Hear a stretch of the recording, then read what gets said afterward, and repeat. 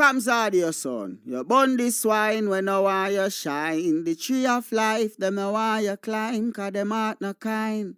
Kams, I say them heart no kind. Buxton Massive, Kidaki, read that. Never joke, never joke, never joke. Oh, money, never money, never money, money, never money, money, now know what you can even money, money, never money, never money, money, never money, money, you can keep, you can even money. When you've been a corrupt in a bill, there be money. Now because your money done, you come with conniving money. When you had your pocket full, in a bill, there be money. Now because your money done, you hustle for tell me money. Yes, money, never money, never money, money, never money, money. Now know what you conniving money. Neighbor, neighbor, joker. Neighbor, neighbor, joker. Neighbor, neighbor, joker. That's all the money that me walk for. A 2 pound note and a guilder piece. A 2 pound note and a guilder piece. A 2 pound note and a guilder piece. This is all the money that me walk for. I said money, neighbor, money, neighbor, money, money, neighbor, money, money. Now I don't want you can I be money. Well, I invoke the WPA's position that we are engaging in civil disobedience and non-cooperation with the government, and on that grounds I refuse to participate in the interview. The question in struggle, is not personal. Whatever sacrifice as a political activist or a political leader you have to make for your people, you have to make it. Guyana and Guyanese, at home and abroad.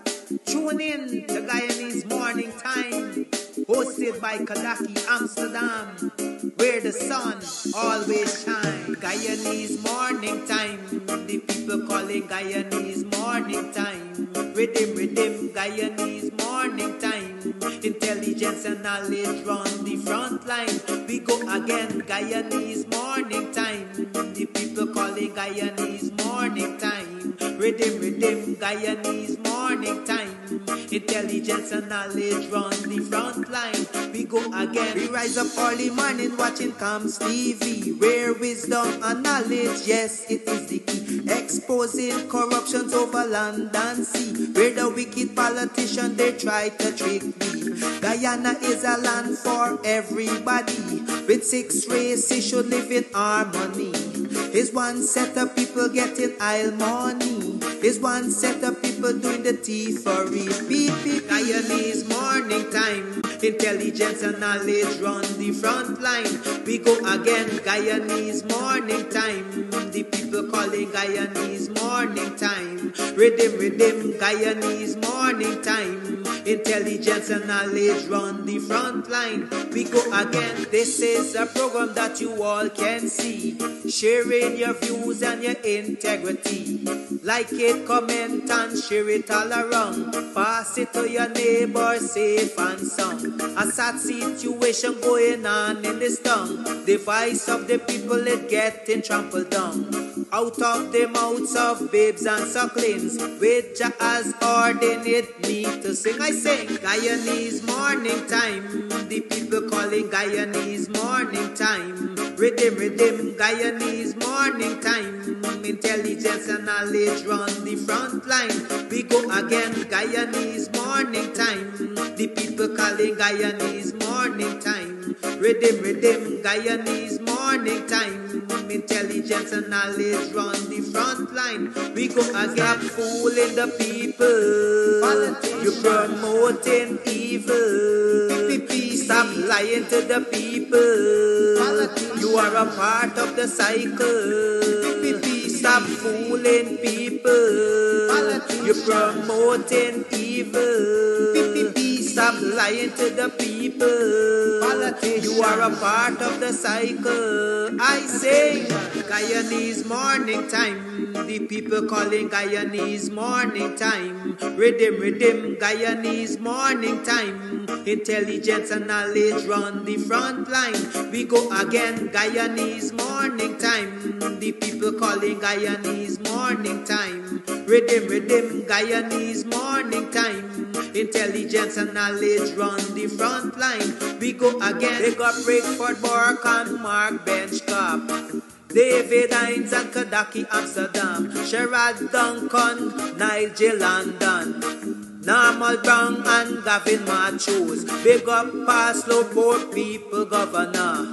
Simona Brooms, Robin Simpson. Hampton Green and Winston Jordan. And yes, we can go right on and on. Guyanese morning time. The people calling Guyanese morning time. Rhythm, Guyanese morning time. Intelligence and knowledge run the front line. We go again, Guyanese morning time. The people calling Guyanese morning time. Rhythm, Guyanese morning time. Intelligence and knowledge run the front line. We go again. The relatives and friends of young Wyndham Bacchus, they deserve justice. The family, the relatives and friends of our in Boston, they deserve justice. The family, the relatives and friends of Peter Headley, they deserve justice. And so when we say that Guyana is an apartheid state, Oh, the first day that we signed up for money.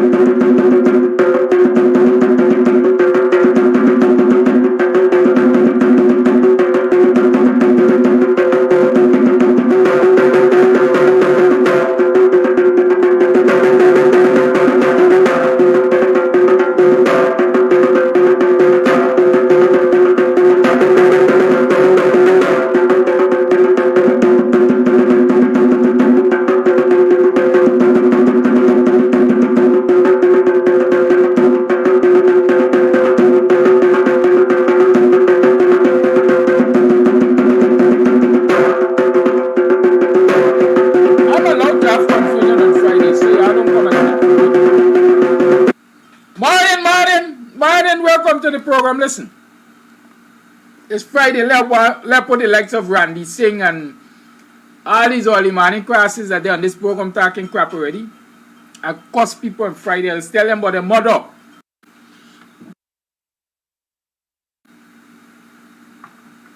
Are you at right with your conscience?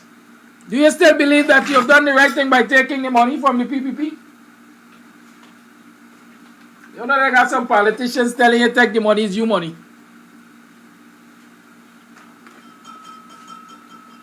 Yes, take the money is your money. You're right, take the money is your money. Take the abuse, is you sign up for it. How about that? As long as people know that they can muzzle you with pretenses, they're going to do you what they like. They are going to do you what they like. Living under the PPP government is like living in an abusive relationship. I'm not making light of domestic violence and spousal abuse, but living under the PPP is like living in an abusive relationship. A lot of you will testify in this program that a lot of women and men accept abuse from their spouses because they are of the opinion they can't do better without them. Every now and then, backs them down, bruise up their knee, black up their eye, and they love you eternally. Why? Because when they don't beat you and black up your eye, they take out their checkbook and they say, honey, I'm sorry. Go and buy the dress that you saw at the boutique and you want to wear this weekend. Oh, he's such a loving guy. He takes care of me. But he does bust your ass. And you can't be loving if he busting your ass.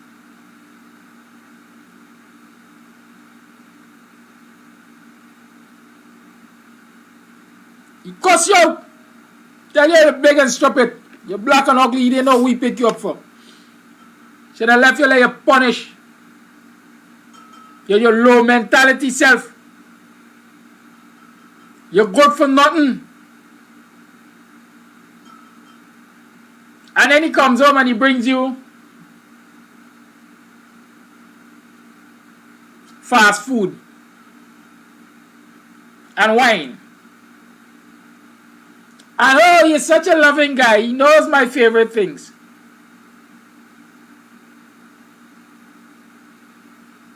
And he continues that cycle of abuse because he knows exactly what to do to you to keep you in love with him, despite the fact that he is abusive. And one day he takes his abuse further. And he dig a lash in your head or he kick you down the step and you're dead.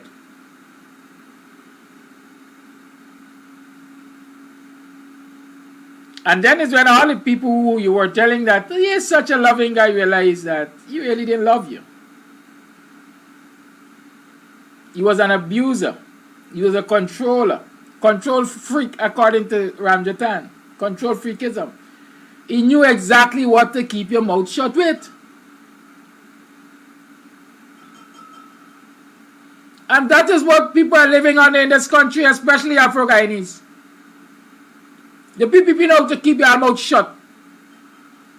I just had a conversation with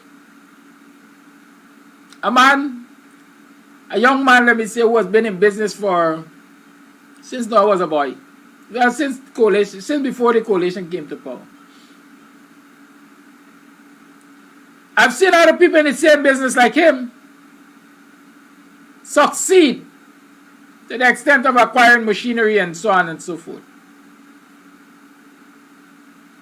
New machinery, foreign used machinery, and they have improved their business over time. I've seen his brother go from nothing to something, as we would say. He is in the business. His machinery is third or fourth hand. As some people might tell you, a lot of it, they might just park in the junkyard.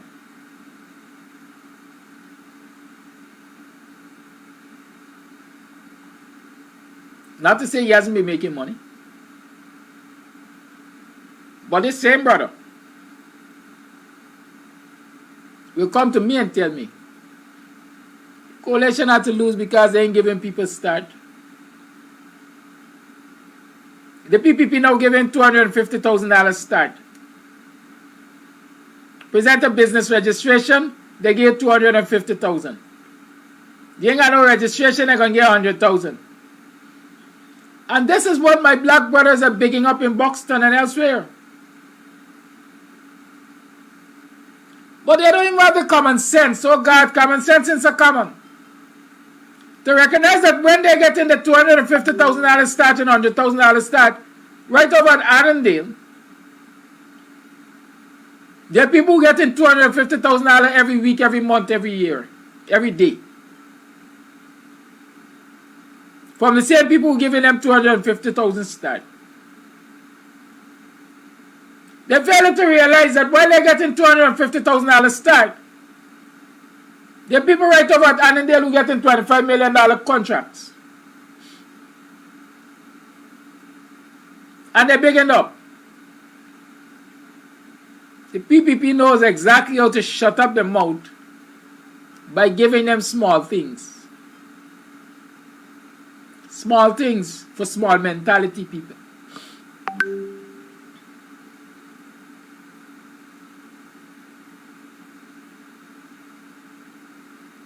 You know, it's like you got children and you go to the $1 store and buy a set of shiny things and you bring on your dash and give them. Look, I bring you presents. And they're all happy because they don't know the value of nothing. Because of the childish state. Their worldview is not at a point where they can recognize real value in things. And that's part of the problem we got in the African Guyanese society.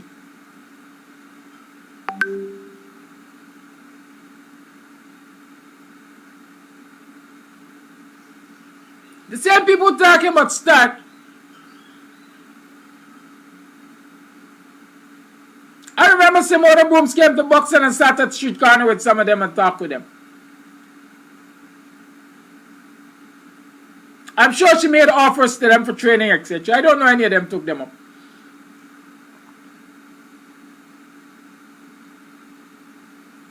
I see a lot of them ever so often.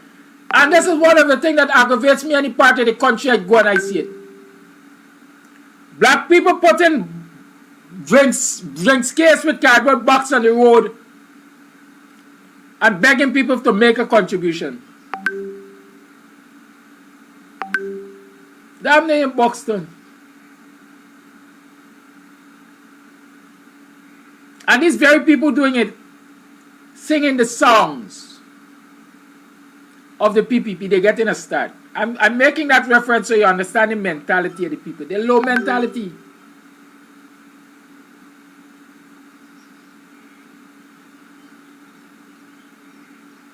A man stood on the PPP platform the other night and said, the APNU has not done anything in comparison to the PPP in Buxton. And you ask people about that same man and the amount of resources that came through his organization for Buxtonians to benefit from. But if you go and do an audit in his house, you're going to find all of them there, most of them there. I ain't getting personal, I'm being real.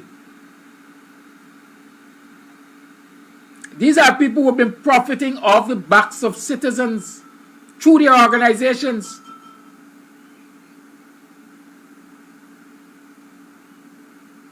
But they say the coalition hasn't done anything. And the APNU hasn't done anything. And the PNC hasn't done anything. And so on and so forth. Low mentality people.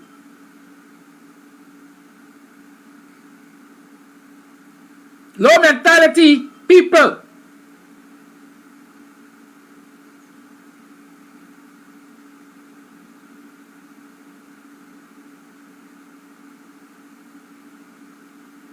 Ask my friends about me. I collect things from people. There are people who give me things, especially for the school feeding program that I'm doing. Especially for young people.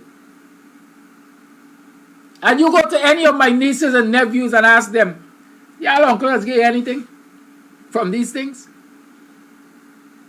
They will tell you undoubtedly no. You go ask any of my brothers and sisters and they will tell you undoubtedly no. You know why? Because I reserve it for the most vulnerable. And I don't see them as vulnerable, and so I don't give them anything. If they're in need of something, I will go to my pocket, I will use my resources and provide it for them as much as I can. But once it mark for the vulnerable gets it. But a lot of these people who masquerade in this village, and around this country, and I'm getting, I like to talk, you know, my research methods has taught me that you start from the general and then you come to the specific. This morning I'm talking from the specific to the general, and we'll get there.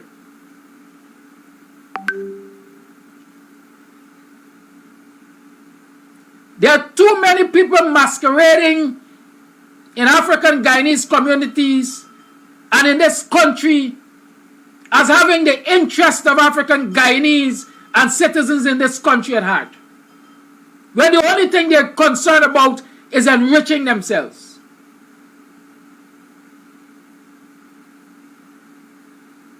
It's what I could do for get a duty-free concession. If I register a non-profit organization, how I could benefit.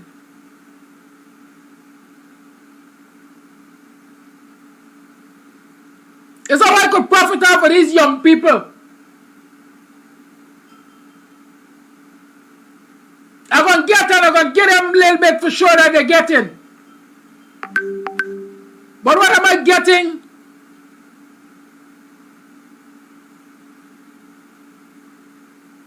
In exchange for that.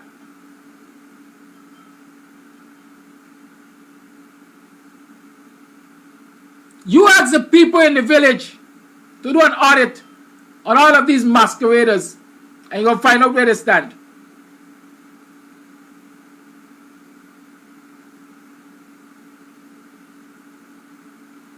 But it's not only a community problem.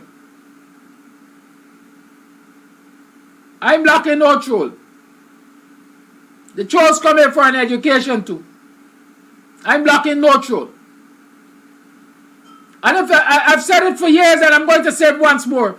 If you can't be matured enough to ignore the trolls and listen to what you need to listen to, doesn't matter for you. I'm blocking no troll. The same stick that beats white dog does beat black dog. I saw the trolls come here some mornings and they give me information unwittingly, you don't even realize it.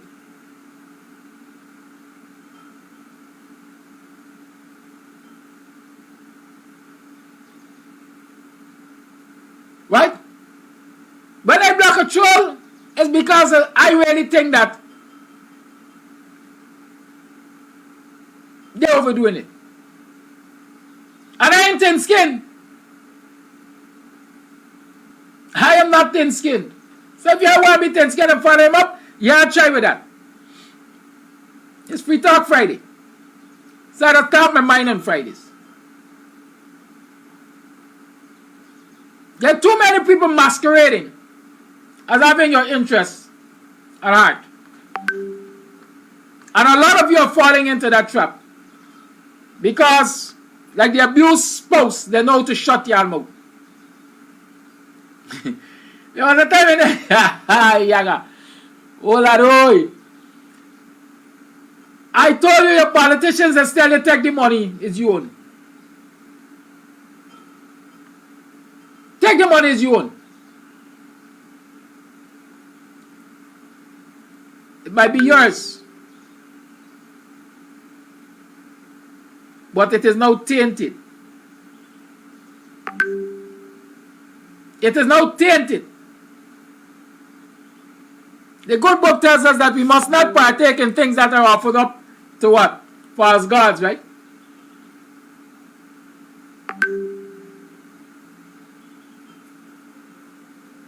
Huh?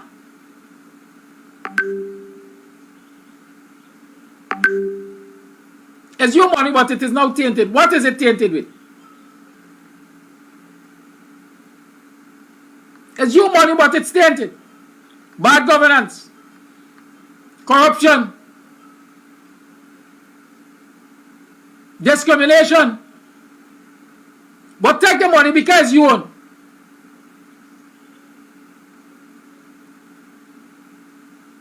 Like the wise prince I usually say, give them a little, sweeten them, and they can keep coming.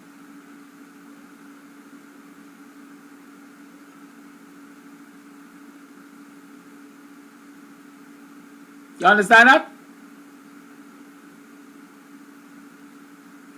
But I said yesterday, by the fruits you shall know them.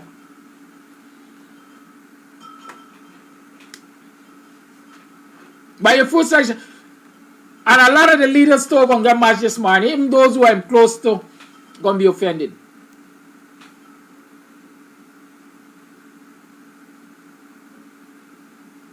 Because any leader who is telling me to take the pittance that the PPP is offering me, when I know that they're doing me wrong and they're doing my people wrong, ain't good enough to lead me. Those leaders have to be telling me that we stand up and fight these demons to the ground. And so we can get what rightfully belongs to us. Don't tell me accept pittance. Don't tell me compromise. This morning in particular, I'm not in a compromising mood.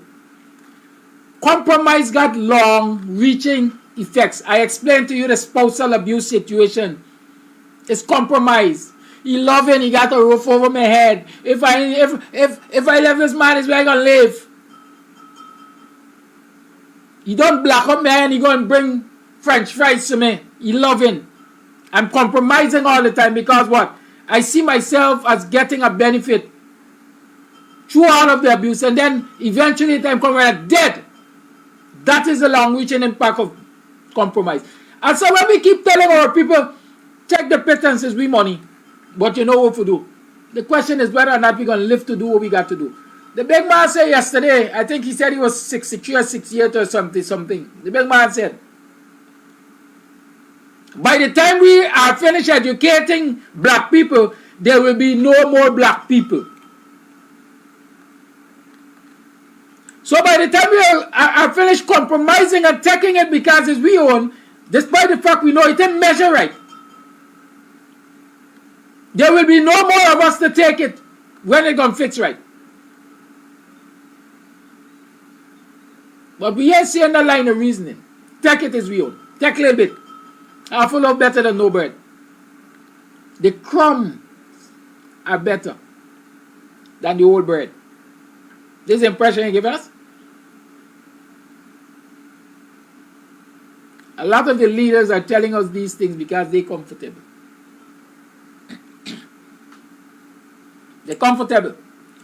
Because when the man in the village got take a $20,000, whatever they call it, hush money, the leader in parliament, some of them getting the electricity paid, all the utilities, some of them getting all the utilities paid, some of them getting the rent paid, all of them getting duty-free concession. All of them could pick up the phone and call one another, whether you're on the opposition bench or you're on the government bench, and get favors. And so whether they're in the opposition or on the government side, they're more comfortable than the people in the village.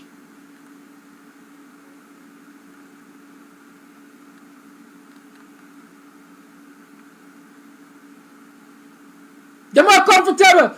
There's a saying, y'all know I like use them saying, who read there bottom of river, you don't know son at? Who read there bottom of river, you don't know son at? all us to them in the AC rooms and the AC homes, living their high life, wearing their brand names,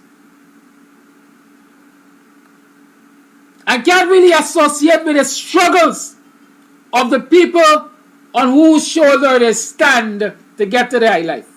So they tell you, take the little bit is your own.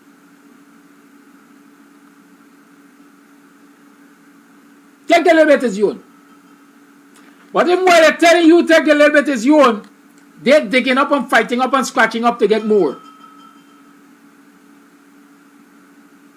So it's do as I say, not as I do. They're climbing on your backs to get more. But you take the little bit. I tell you yesterday morning I'm going to abuse Annette Ferguson. But I also tell you all Annette is only a symptom of the problem.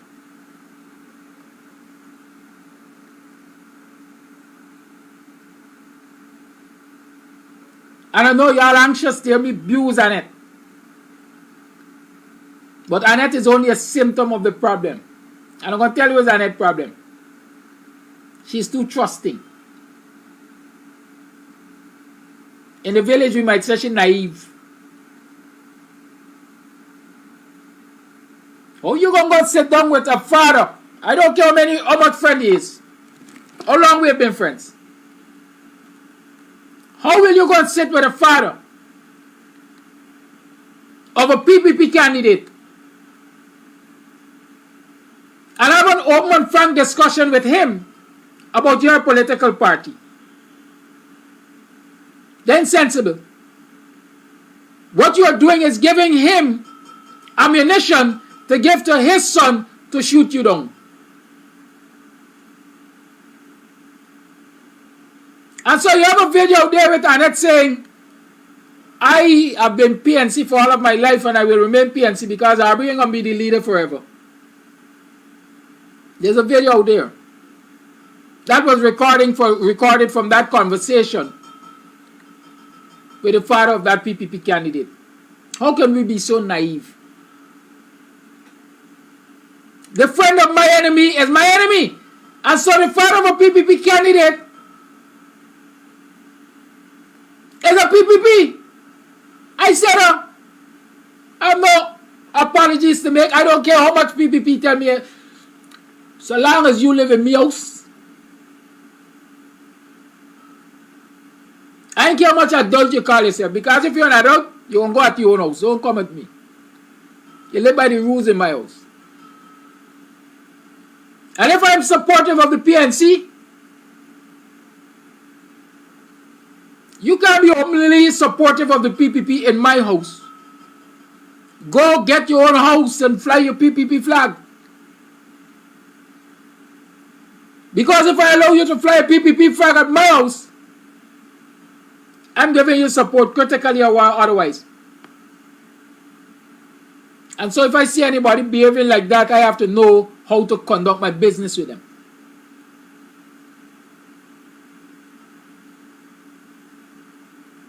And Annette is guilty of failing to be strategic.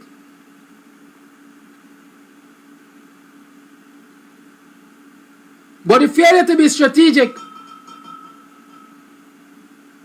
in the PNC is not only Annette issue, it's the whole PNC issue. Or utterances which are on tape signifies that she has a grudge with Aubrey Norton as leader. There are a whole host of people in the PNC that got grudges with Aubrey Norton as leader. By the time I came out for this program yesterday, I got several voice notes naming people. But the last time I named one of them, they threatened to sue. They didn't threaten me, they didn't reach out to me and say I'm going to sue because I want to tell them go right ahead. Because I know I do dirty stinking business, so go right ahead, let me put it in the public. As usual, when I match the throat, I call Dr. David Hines and tell them, Dr. David Hines, tell Kidaki he's off for me a little bit. because he's my father. My father dead and buried there right in the burying ground next to me. But out of respect, I take guidance from Dr. David Hines. But there are times when he knows that I will not even give him a second ear.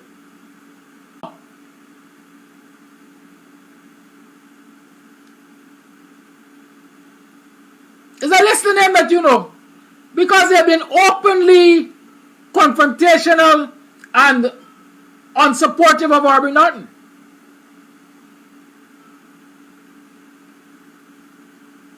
And while Annette is out in the public now, as not being supportive of Norton, there are lots of others who are secretly, if I can call it secretly, because we know,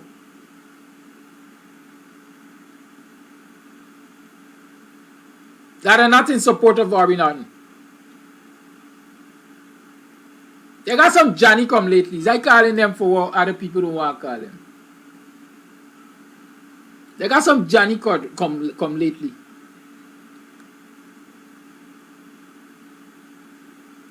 In the corridors of politics and in the corridors of the PNC, that certainly don't have the interest of PNC, black people, nor the oppressed at heart. They don't. They are hustlers.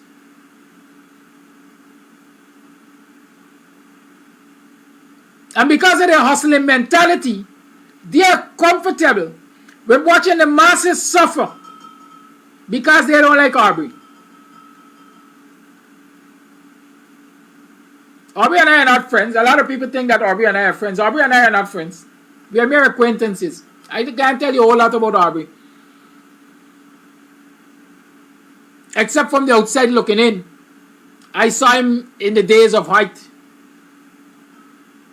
when he was perhaps at the face of the aggression against the PPP government. I know him like that. Over time I learned that he is from Linden, etc. I know he's a University of Guyana Electoral. But personally,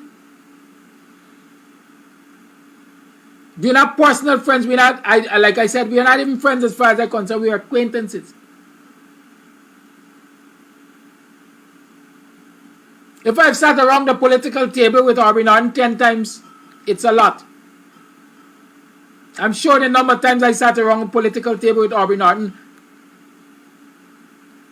are in the single digits. But does he have my support as leader of the PNC? Yes. Am I a member of the PNC? No. Why do I support him as leader of the PNC? Because the PNC is the largest political organization in this country that is seen as representative of black people interests and other people interests. Primarily black people is a mass black people organization. But Jagdio said that the PPP is a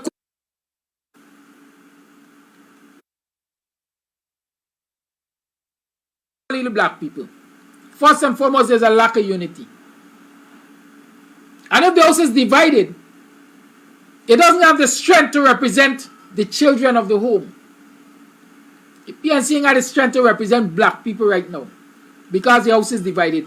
Where is the division coming from? I'm going to start at what you know. Since I was a little boy growing up, or since I became aware of politics, like I said, I know Aubrey Norton in the forefront of the struggle with Desmond Ike. I never heard the name David Granger. As a PNC operative, representative, member, leader, I never heard the name David Granger.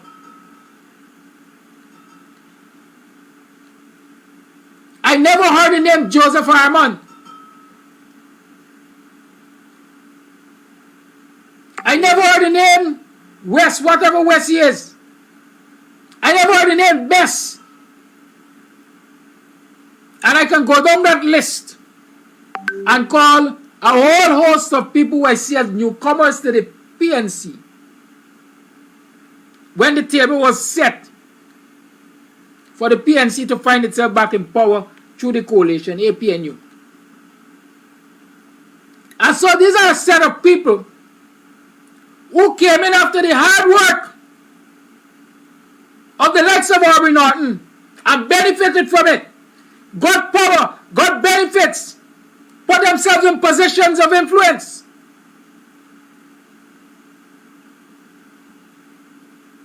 And now that they have lost that power, instead of putting their shoulders to the wheel to support and fight with Norton to get back that power, to protect the interests of black people and the oppressed in this country, they are part of the problems of division in the PNC.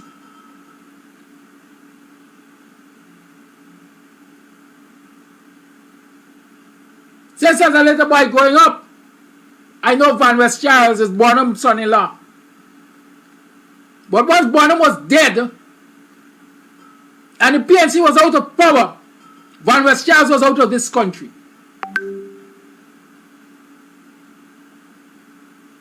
He came back.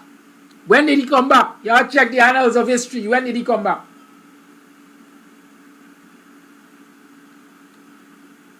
He came back when there was food on the table.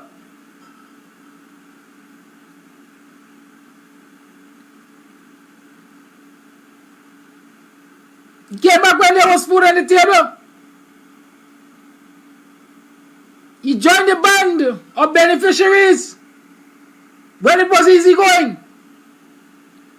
Once the coalition is out of power, the PNC is out of power. Instead of fighting in the gutters with the people for their own survival and to regain power, they are all fighting in the PNC to lead.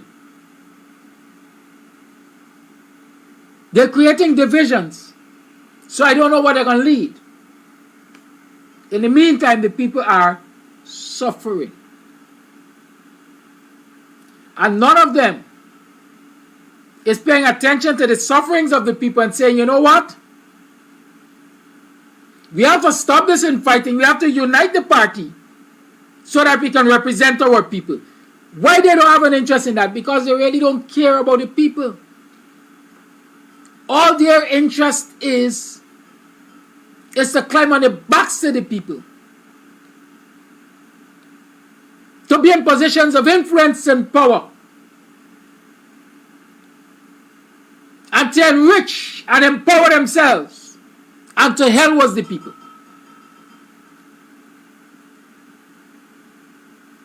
And so when I say Annette is only a symptom of the problem, this is the bigger problem. All of those who are in the PNC fighting for leadership and not fighting for the people.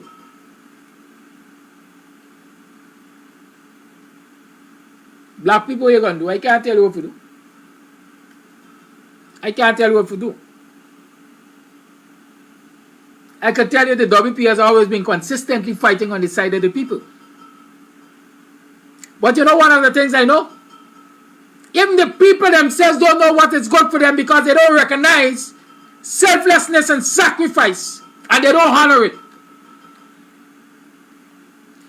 In which other country, and I'm getting closer to home, I think I've been home a long time.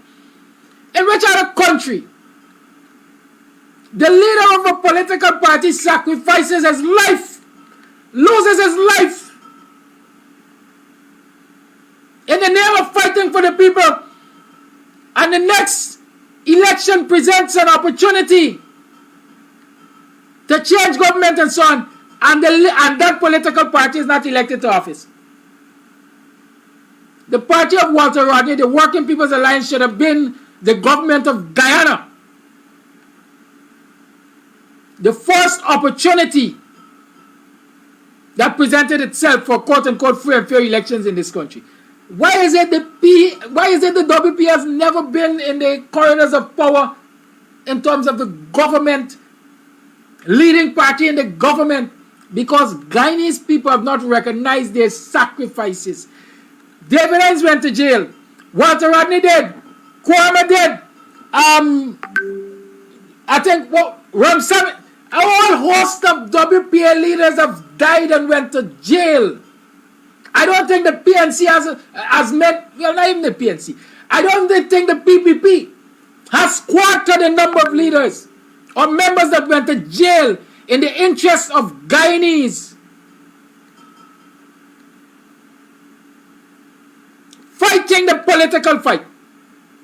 The PPP, I dare argue, ain't got quarter the number of WPA. Although WPA is a smaller party than them. That suffered at the hands of government to represent the people of this country. But the WPA is seen as what? Just the whipping boy. They ain't good enough to be in office. They ain't be good enough to run a government. They gotta always team up with some other political party to put some other government, put some other political party out of government to save the nation. But what? Nobody recognizes the good in them to put them in government solo or in charge. That's on the people. If you have a group of people consistently showing you that, look, it is the interest of the people that matters to us, and the people can't see that, that's on the people. That is on the people.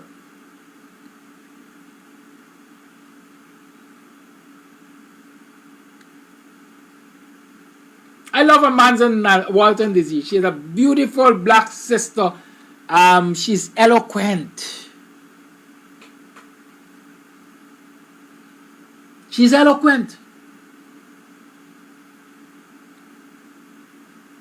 She represents, some will say. But to find out that she is part of the problem in the PPP, in the PNC is disheartening. Because I never heard of Amanza Walton Desir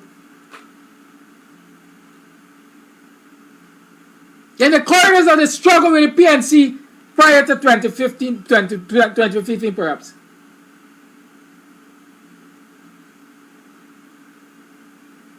Wisedale Ford. Oh shoot, so they say I ain't calling names, you know, but I end up calling names. My assessments are only fair. There's no ill will nor acrimony. Ill will nor malice. I'm calling it as I see it. Daniel Siram, Ganesh Maipal. I've never heard the names of these people struggling in the rank and file of the PNC to represent black people interests or the oppressed. But come 2015 and all of them float to the top like oil and water and found themselves in comfy positions. I ain't envy them for it. But I'm angry and disappointed rather that know when you should be really fighting in the gutters for the people who made that life possible for you.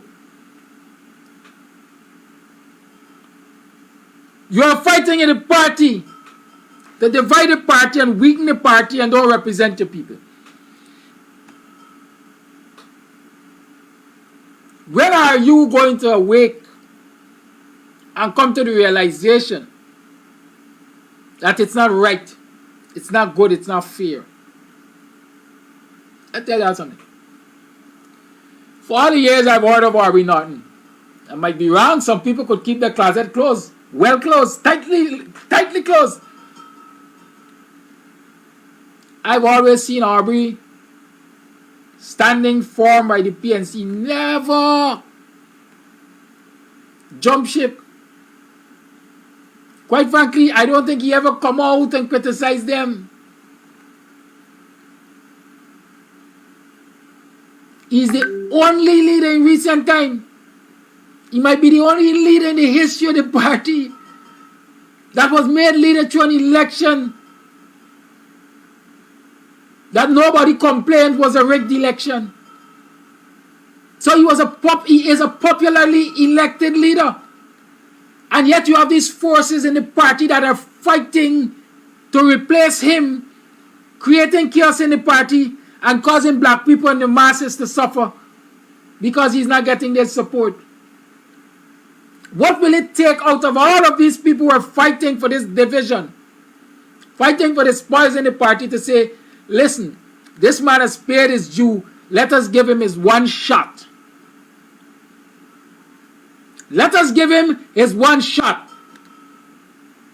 If he goes to the election as presidential candidate and he loses, he loses. He has had his shot. And he cannot say that we have not supported him to lead. And so if we are supporting him to lead and he fails, that is on him. No. Let me fight it on. Let me break up the party. Because we want to lead. If we can't lead, the party gonna break up. But while they're focusing on themselves, they're not looking at what is happening in the villages with their own people. If you had a vibrant PNC, a PNC that was together, you think let them could have happened? You think the PNC, the PPP would have challenged a vibrant PNC for their office in Letem? Never, because they know they have to put up with fire and brimstone.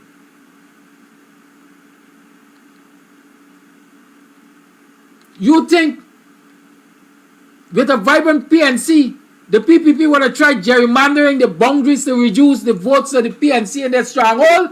No, they know that they would have put up with fire and brimstone. I will tell you this. I don't know if they know that I know, but I know that there are some people in the PNC who are against going to the elections.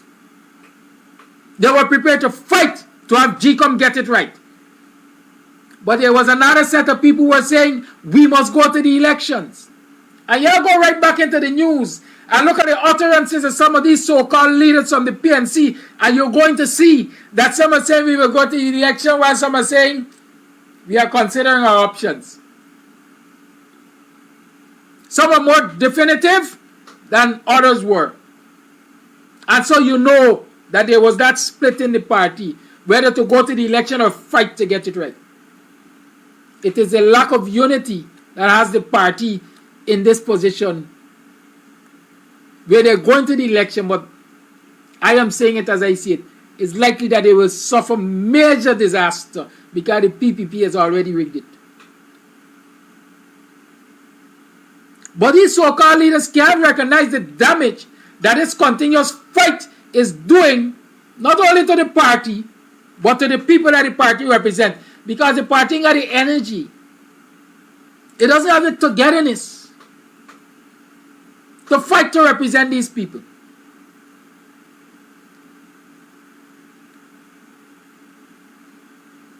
I am on the ground and I'm saying, I will tell you right now, and you know, it's sad that I have to be discussing this thing. What if there was ever a lackluster PNC campaign for any election? The PNC right now has a lackluster campaign for this local government election. Why? They're not pulling together.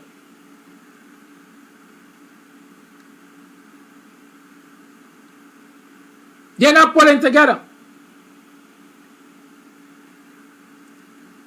Cycling Oil or whatever your name is asking if I'm going after Manzo and if I don't believe young people should take the reins. I believe young people should take the reins.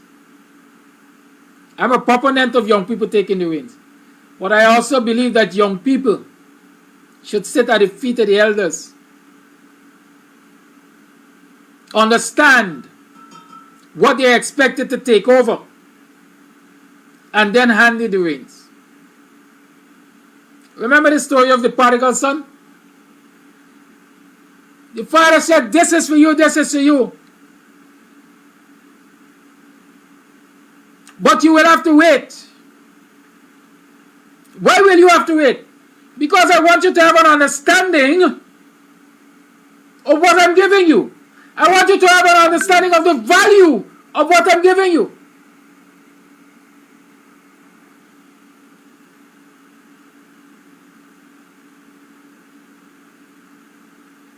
And so when I hand it over to you, you recognize the value and you will be willing to protect it with your life.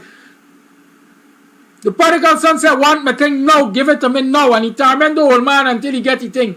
And then he gonna do with it. He fear it out. Guyanese language. He fear it out. And when he don't fear it out, he run right back where? To the father.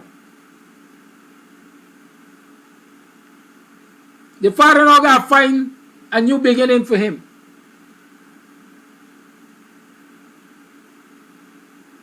Is there a place in the PNC for Amanza? Certainly, there is a place in politics for Amanza. There's a place in national leadership for Amanza. How politically experienced is she?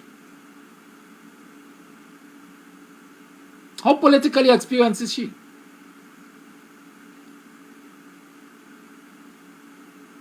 How much in the gutters have she struggled with the people so she really understands their struggle? I don't want this to come across as personal, because I don't have any personality issue with any of these people that I'm talking about. I have no personality issue with them. I have leadership concerns. And for as long as they can recognize that their infighting is dividing the party and their infighting is affecting the well-being of citizens across this country, they're ready for leadership.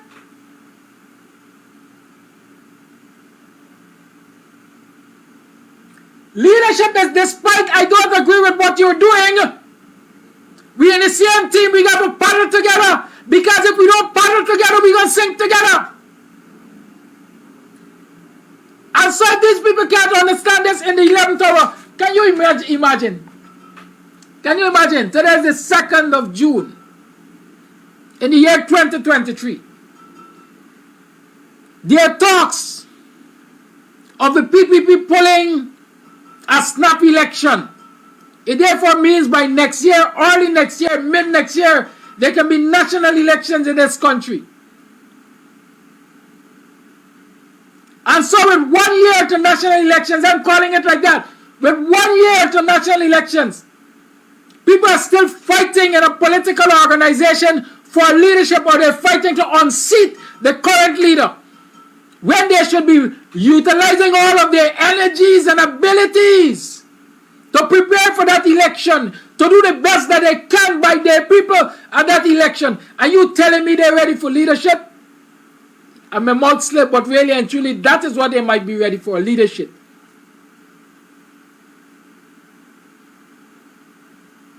In this 11th hour, people are still fighting based on divisions to lead a political organization while their supporters are sucking salt.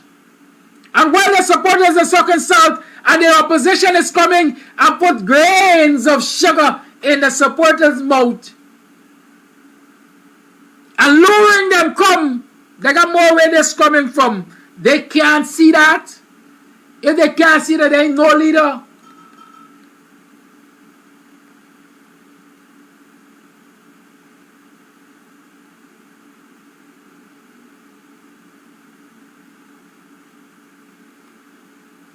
Quincy Cruz is telling me stop. In every political party there will be disagreement, but members must rally around the leader. I agree. There will be disagreement, and you know, Cruz, I guess you just want to comment. You weren't listening.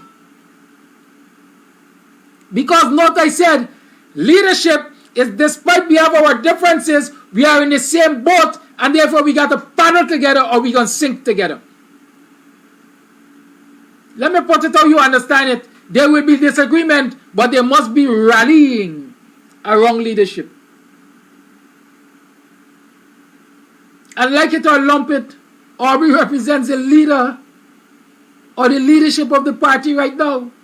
And in this 11th hour, yes, we have disagreements, but he is still paddling in one direction, and another group is paddling in another direction, and another group paddling in another direction. You know what?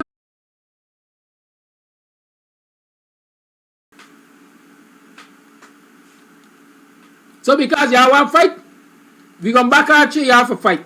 Somebody here must come out as winner. And since we get in the backing of the US government, and we get in the backing of the US government, and we get in the backing of the US government, we're going to fight more hard. And so we're going to surely break up the party. But while we're breaking up the party because we want to lead, our people are in the villages, in the communities taking a beating, and we can't go to their defense. We can't go to their defense. And when they recognize we can't go to their defense, they're doing what? Self-preservation is nature's first rule. If Baka could run to the PPP for cover, what to the ordinary Guyanese citizen? The lines are open. 6225933 is the number to call. It's 16 past 8, but I've said enough. I'm sure Annette gets the message. She has been listening. She listens, I want to say, religiously to this program every day. And so I know she said yesterday on Bushy, and I know she received the message this morning.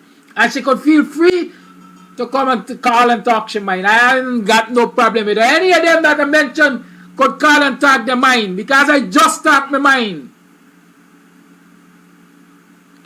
And any of y'all who want to represent them could call and talk y'all mind too, because I don't talk my mind.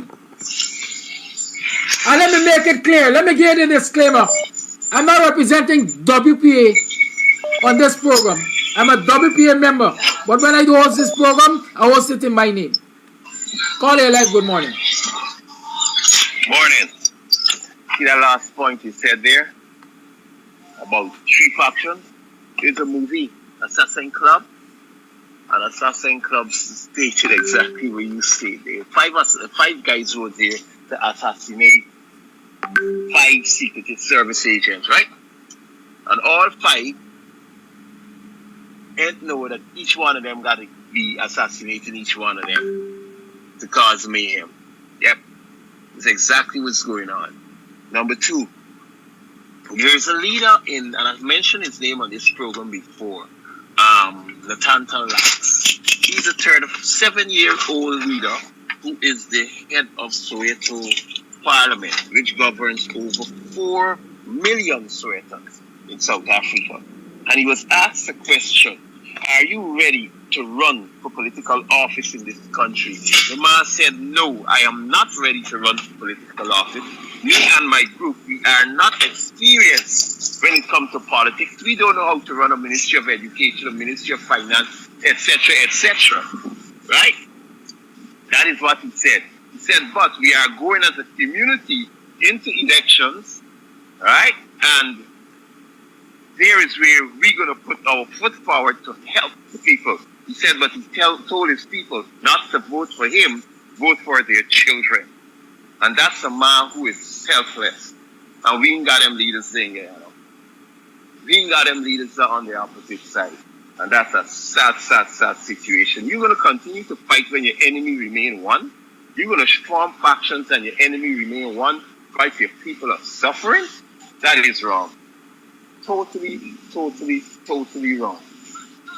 Totally wrong. So let them fight and leave the rest to win.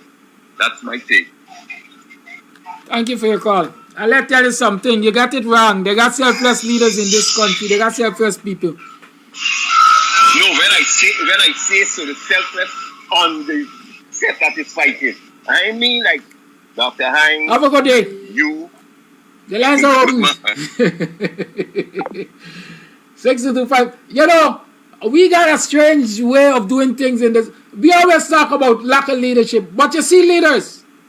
You don't acknowledge them. You don't see, you know, there are people leading out there every day. There are people being selfless out there every day. There are people fighting for you every day. But you don't acknowledge them. You're still looking for what God knows what. I don't know what you're looking for.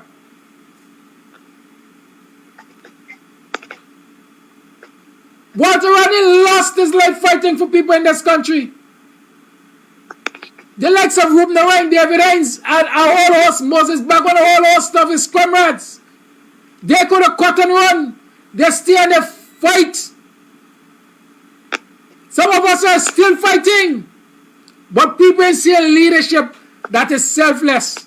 People ain't see a leadership that has their interests at heart. What y'all want? Blood? Call your life. Good morning. Yeah, good morning, Kodaki. Call your life. Good morning. Yes, Kodaki. Yeah, good morning, short. Guyana is in a mess there, big man. A lot of people don't understand it. People want to know why these people are so silent and they're going through so much pressure.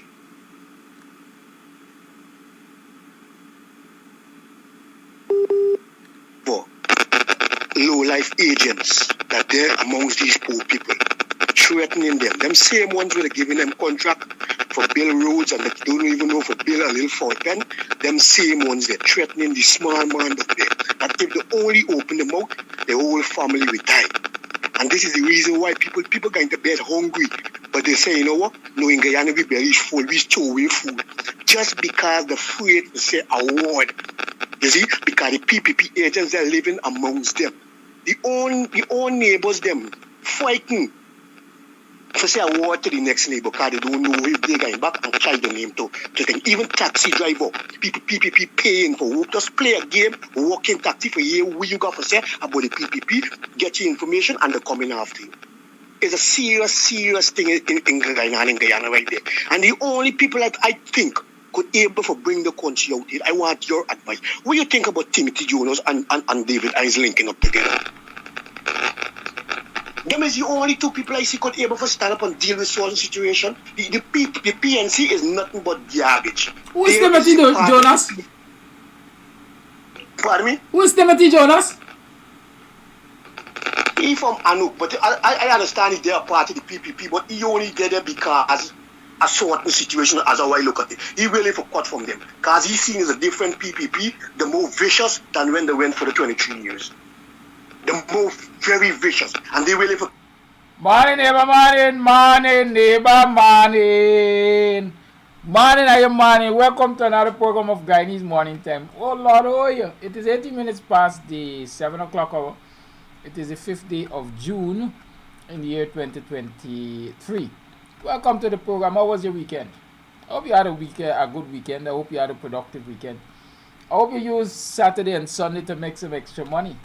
You know, I always encourage you to make some extra money. Use your time, use your what people call spare time, and make some extra money. Money makes the world go wrong, man. And money is important for the struggle. Don't let nobody fool you. If you ain't got money, you can't fight. There are lots of people who have lost property, have lost loved ones, have lost businesses simply because they didn't have money to fight. Money is a resource, right? And if you want to do battle, if you want to fight, you have to have resources to fight. So my encouragement is that you try to make money whenever you can. Legally, don't be like the PPP and their friends, right? You don't have to be corrupt to be successful. If you have acquired wealth through corruption, you're not successful. I will say you're not successful. Because corruption is crime. And when the law finds you guilty of your crime, according to what I understand about the law, they're supposed to take away what you made, all the proceeds of your crime, they're supposed to confiscate. You can't benefit from your crime. And so if you're a corrupt politician or a corrupt individual, a criminal, and you have acquired wealth and you tell yourself that is success, not in my book. Success to me is a man who has been able to build it brick by brick by brick, brick by brick by brick, staying in the strict confines of the law, brick by brick by brick, whether you receive generational wealth or not, brick by brick by brick. Because when you receive generational wealth, you're expected to build on that. Good? You're expected to build on that. A lot of people, the terminology we use around the world is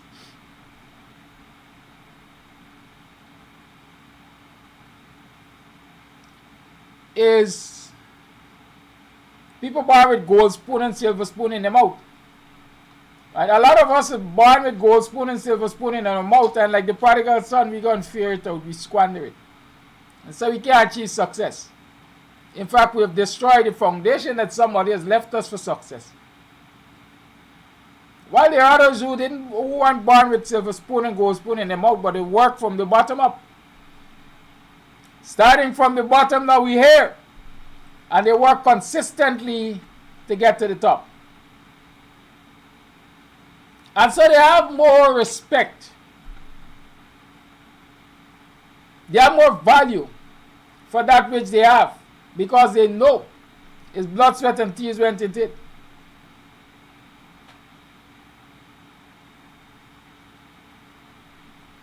People like me have to be charged with fraud. People like you and your parents got to be charged for crimes against humanity. Because I don't know why your parents going to give us such an idiot. Right? Yes. So when you put your shoulders to the wheel and when you make the sacrifices to get to where you're at, you respect that. You understand that. Right?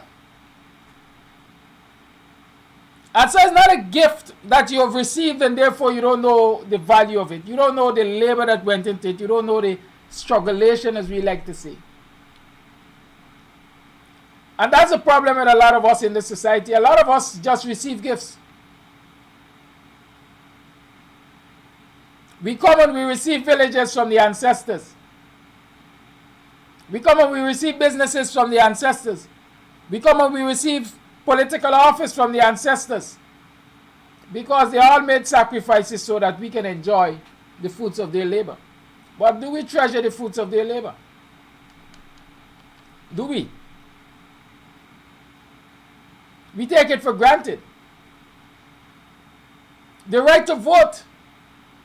Blood, sweat, and tears. Lives were lost for that right to vote.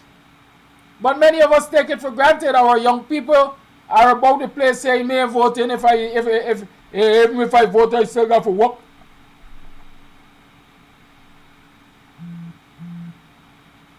That's disrespectful and disregarding to the sacrifices that the ancestors made. Yeah, even if you vote, you got to work. But dependent on who is in office, you will either get value for your labor or you will get pittance for your labor. You will get disrespect. Case in point, PPP has been in office for 23 plus years prior to now. What were public servants being paid when the PPP left office in 2015, when they lost the election in 2015? What were public servants paid? $38,000 or $40,000 a month? And people voted and got the PPP out of office. And the AP and UFC coalition came to office. And when they were forced out of office, public servants were receiving what? In excess of $100,000 a month?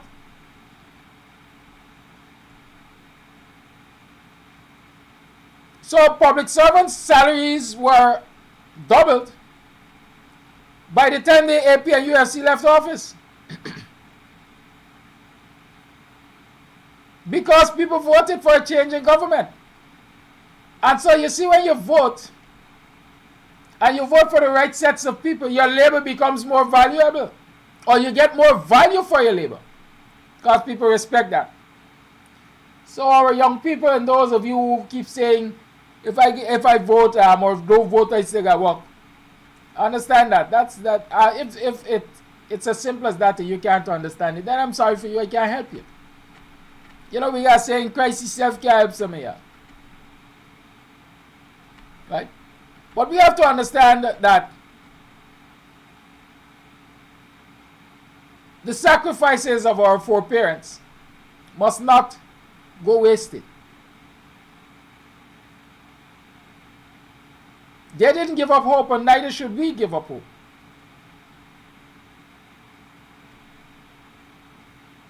But I'm repeating, resources are necessary and important in any battle. If you go into war, you know that when the war starts, your supply chain is going to get disrupted. And so in preparation for that war, you have to prepare your supplies, you have to ensure that you have an abundance of supply that will last you until that time when you project the war will last. And so your soldiers don't die of hunger, because you have acquired enough supplies to keep them alive and refreshed and well fed, energized to fight the battle. It takes resources to stock up on those supplies. Financial resources in most instances. Right? So keep that in mind. My encouragement will always be to you. Make money. And I see another troll, another crass, another intellectually lazy chap representing the PPP is here. And the first salvo he throws is, go get a job. You are lazy. People like you. Well, people like me. The important thing is people. We are people. We are people. And I take this crass a bit, that I've already put in more work, more productive work, than he has for today. I take him a bet. They let's just wake up to come on this program and be crasses. I have a structured day for the most part. Enough of y'all taking y'all first turn. I don't do 2 and 3 hours of work.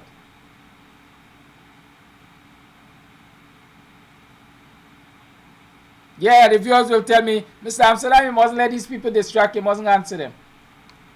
Sometimes I take the opportunity to answer people so that others understand. And everybody gets an understanding. That I don't sit and depend on anyone for my living. I work for it. I work darn hard.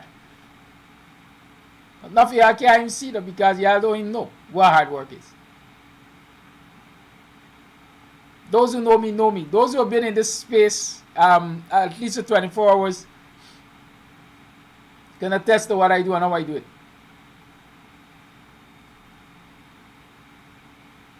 Some of y'all working, but y'all ain't working honestly. Y'all stealing from the citizens of this country. Y'all are corrupt officials.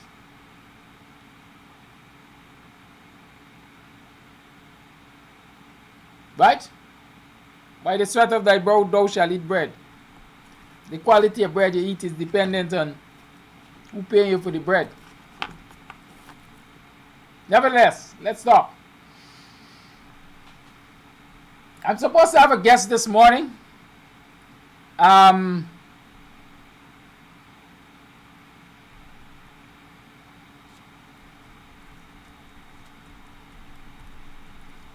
Okay, I'm not going to have a guest this morning.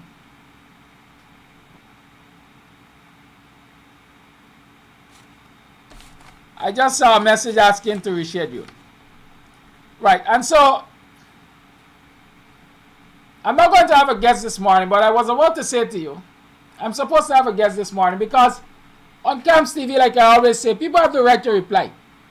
Just as I have the right to reply and I have the right to propagate, I have the right to put information out there, I have the right to communicate.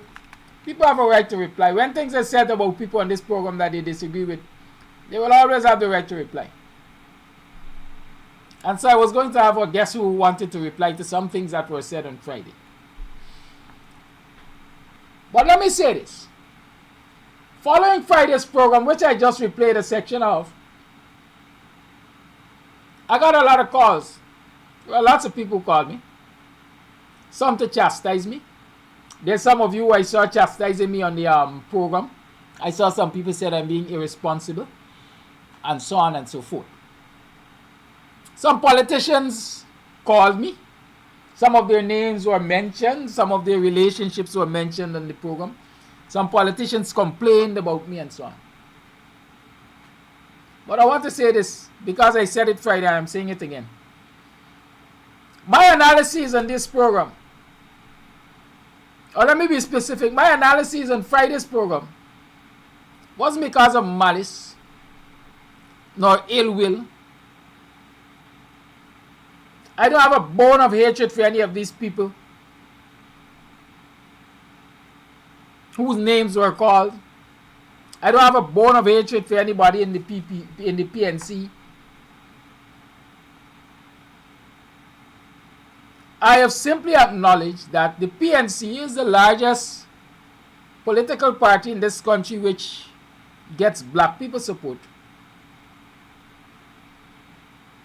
gets Guyanese citizen support. And so regardless of which political party I'm in, I have a right, I reserve that right to observe what is happening there and criticize them. And that is if you call it criticism. Because they got something called constructive criticism, right? And so my pointing out all that I see as an individual wrong with the PNC and how it is hurting the citizens of this country is my right. And so I'm not going to duck and hide because some people are offended that I dare to go down that road. Right? I dare to call people out, call the political party out for having factions and so on. I'm not going to duck and hide.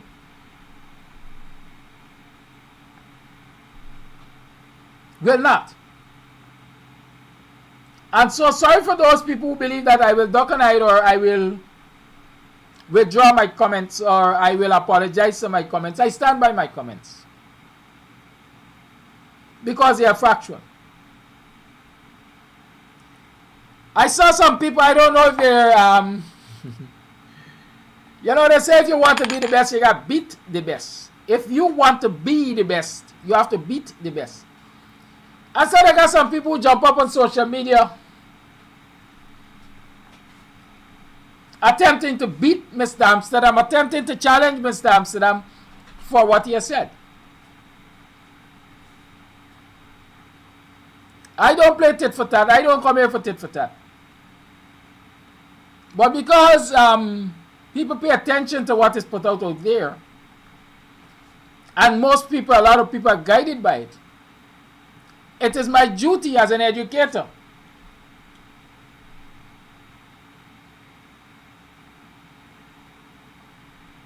yeah, GT Kabaka, them plenty bad.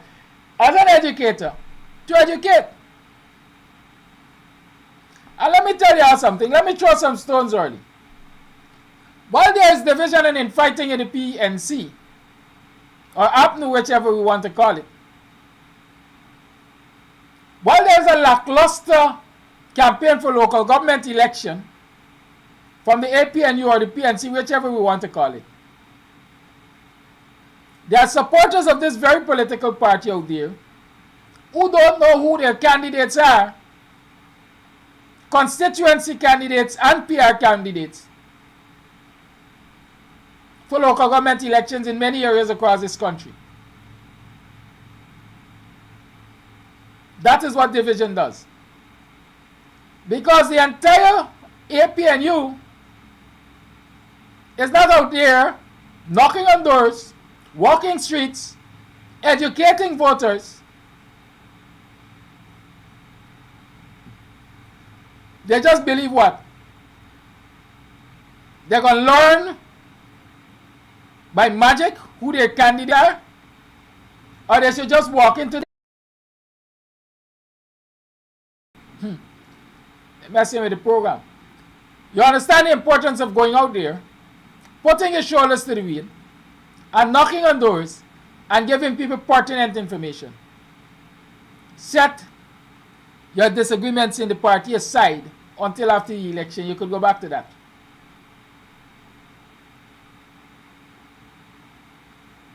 And if you can't recognize that simple fact which I'm saying, then maybe you're not supposed to be in politics or supposed to be in the political party you are in. I said last week,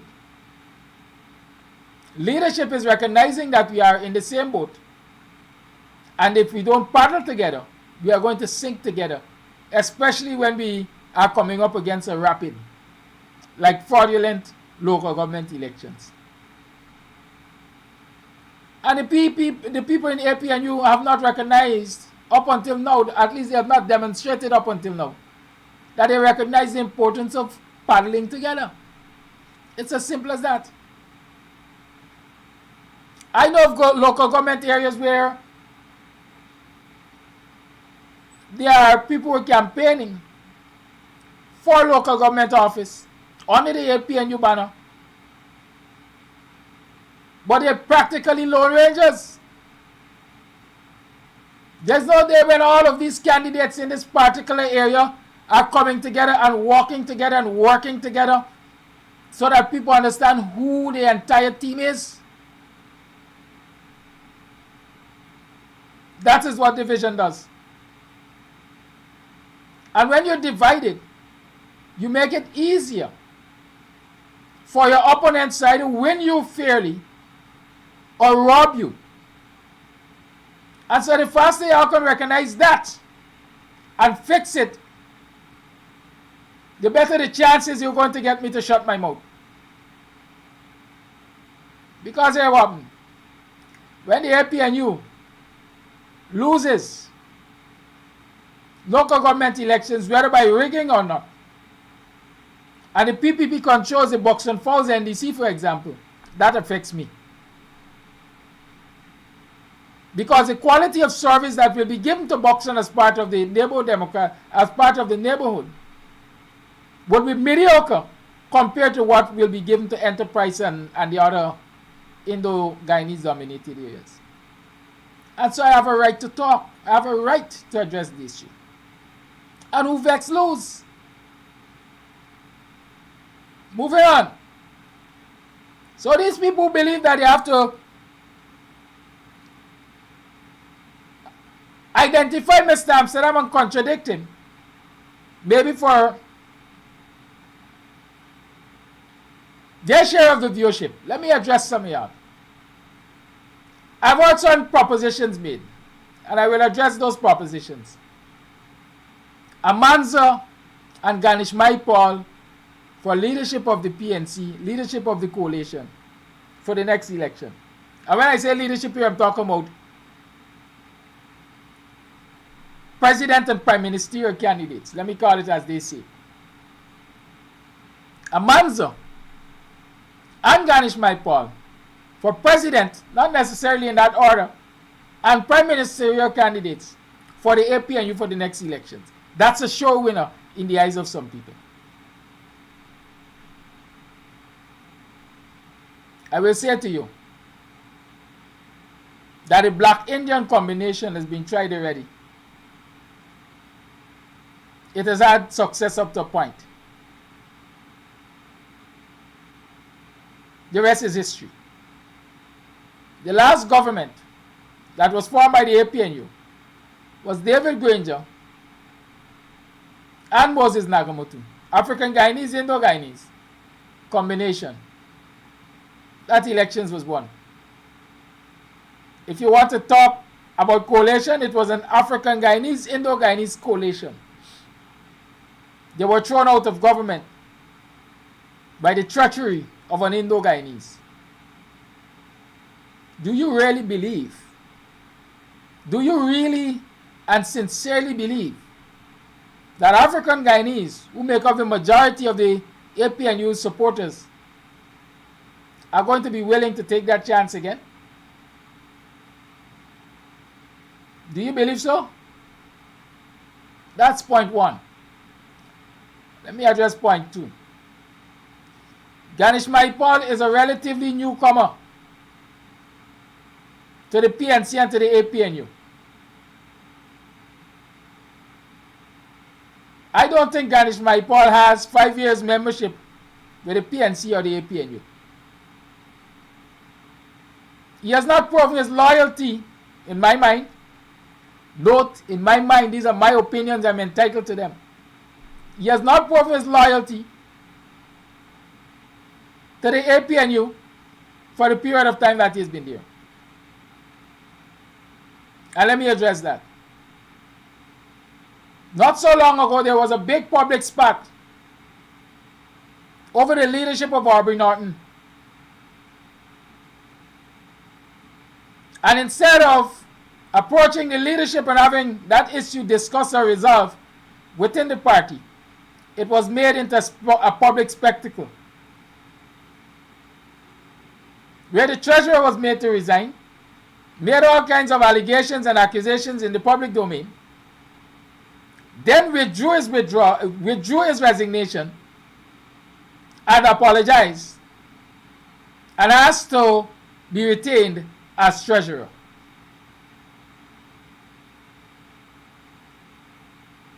Voice notes were circulated.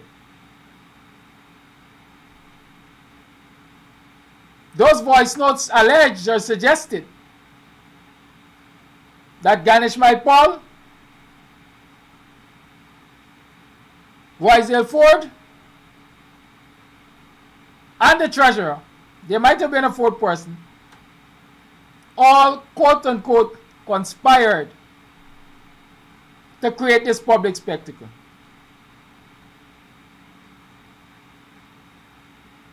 If you are in the leadership of your political party and you're willing to just jump into the public and pull down the leader, you have not shown your loyalty to the party. Up until this day, every time you address issues of Aubrey Norton, people ask you about blank checks. What they ask you about? Blank checks. What's your opinion of these allegations of Aubrey Norton authorizing the issuing of blank checks, signing of blank checks?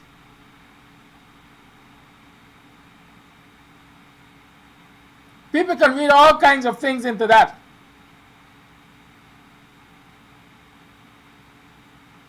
It may very well be justifiable action, but it is always action that will have to be defended.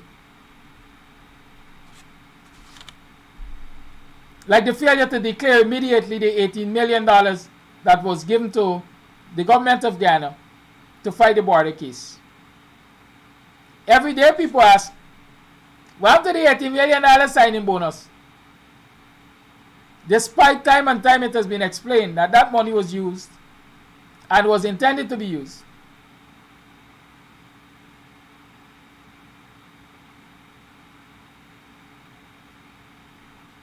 Right?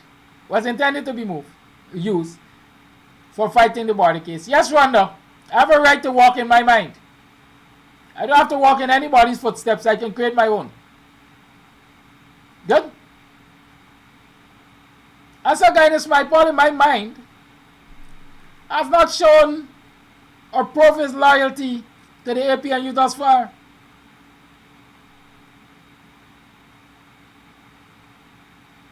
On that matter of Rwanda uttering certain statements on the WPA's platform at a public meeting, a platform that Aubrey Norton was a guest on.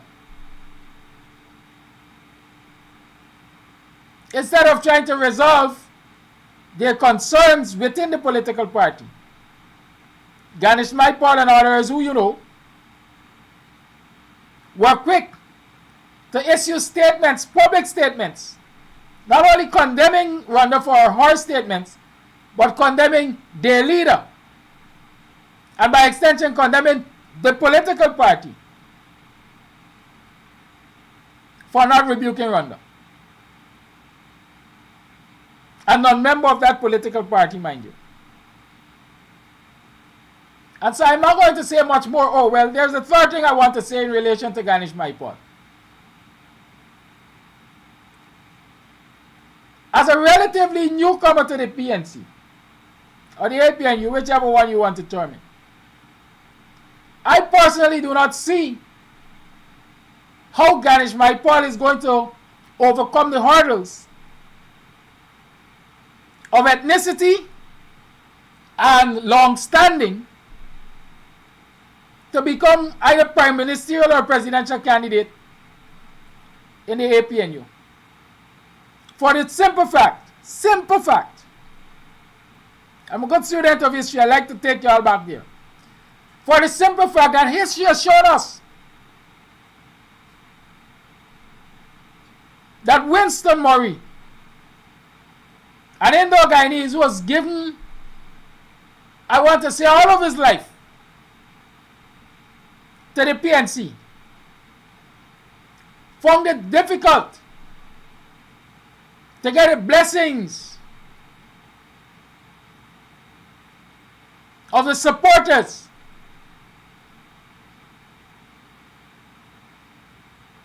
or influencers of the PNC as a presidential candidate, and perhaps also as a prime ministerial candidate. The records will show, and these things which I'm talking about are public. It's public knowledge. I personally have heard in the public domain when a certain other newcomer to the APNU accused Aubrey Norton of being let me say racially divisive. I remember Aubrey Norton responding and saying, this is nonsensical. I'm not a racist. I'm not racially divisive. I am known to have proposed Winston Murray for leadership of the PNC. And so this is not rocket science. This is not me conjuring up any magic.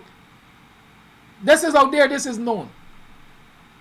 And so Winston Murray has dedicated all of those years and resources and sacrifices which I dare not talk about to the PNC. And it was an uphill task to get him accepted.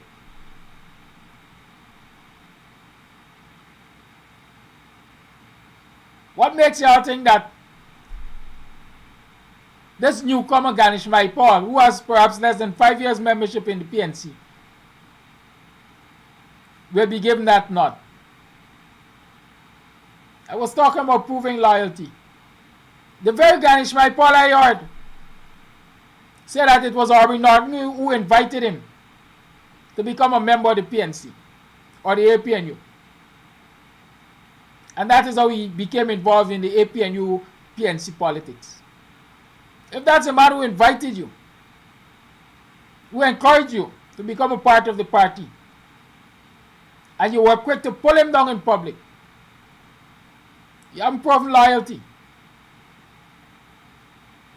You haven't proven loyalty to your quote-unquote political godfather. You haven't proven loyalty to the party. And you certainly have not proven loyalty to the majority supporters of the APNU. And I stand by that. It's my opinion. Those are my opinions. I'm entitled to them. Y'all beat me up for them. Likewise, Amanz has proposed in the same breath to be Prime Minister presidential candidate along with Ganesh Maipal. Like Ganesh, Amanza is a relatively newcomer to the PNC/APNU. I don't know if she has 5 years membership with the PNC. And so it is tantamount to being ridiculous, to being obnoxious, to say to people who have given their life to the party, who have worked their way up the ranks of the party to get into the ranks of leadership. It is tantamount to being obnoxious to tell them, step aside and allow this relatively newcomer to lead the party and you take second or third place. Why? Because you believe that, or charm, let me call it that, charm. I said the other day she is eloquent or eloquence.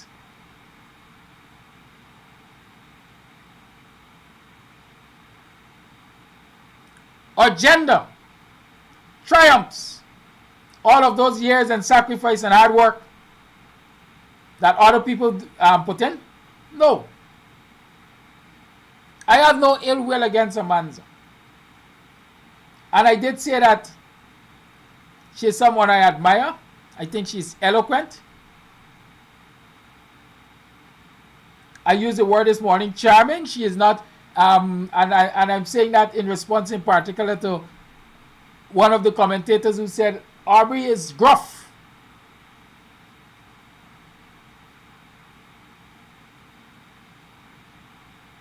So does being gruff mean that you can't be a good political leader despite the fact that you've been in the gutters of struggle for all of the years? You've shown the people what you're capable of in terms of fighting their struggles and their battles? Aubrey is gruff, but Irfan Ali is illiterate.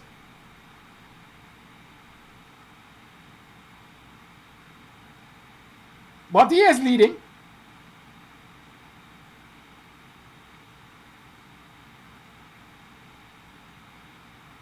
And that talk about how Aubrey carries himself.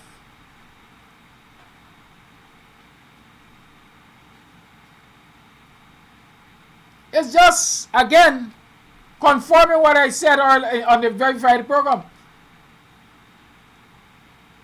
A lot of us like doctor and lawyer politics. We like suit and tie politics.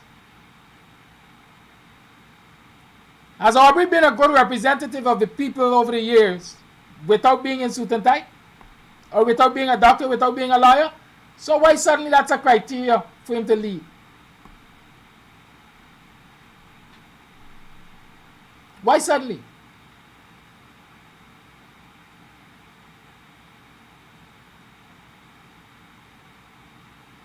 The requirement for lead. At least a requirement to lead me.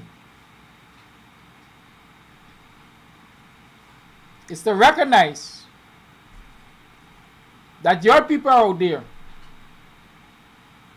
asking for unity in the APNU/PNC. Unity among the leaders. Unity among the leadership. Unity among the rank and file so that they can be defended.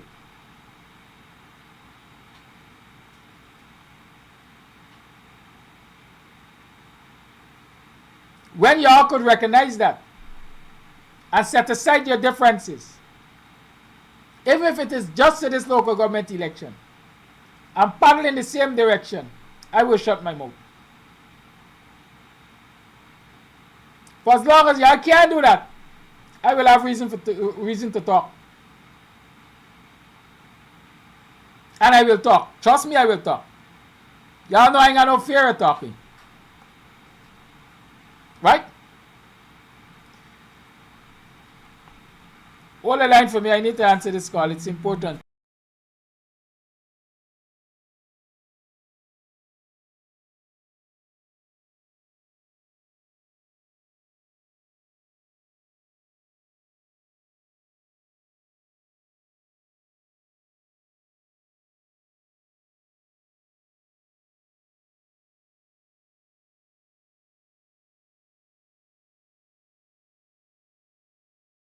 Yes, I was saying I had to take that call because it is part of how I earn my living. It is part of work. So even while I sit here, I work. I'm working for you. I'm also earning my living, my keeps. Right? So all of you intellectually lazy people who come here to talk crap when the mornings come, get your facts right. So I'm saying,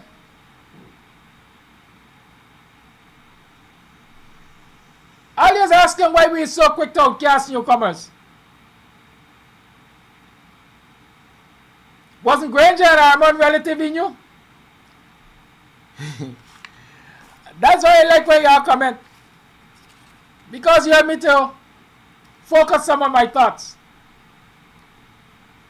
The experience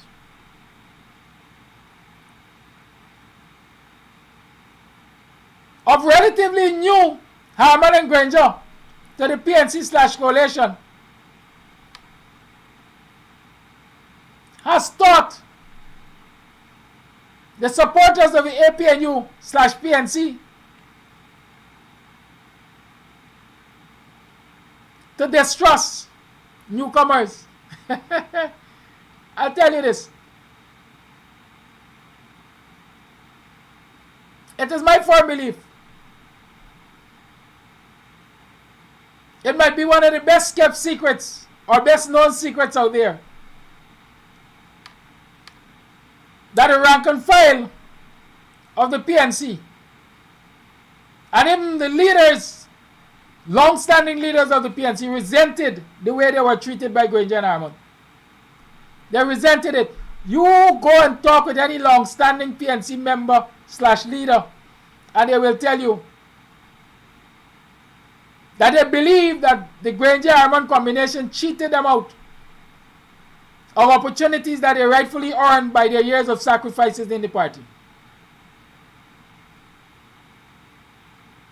To paraphrase it, it was Granger and his soldier boys come and take over we party.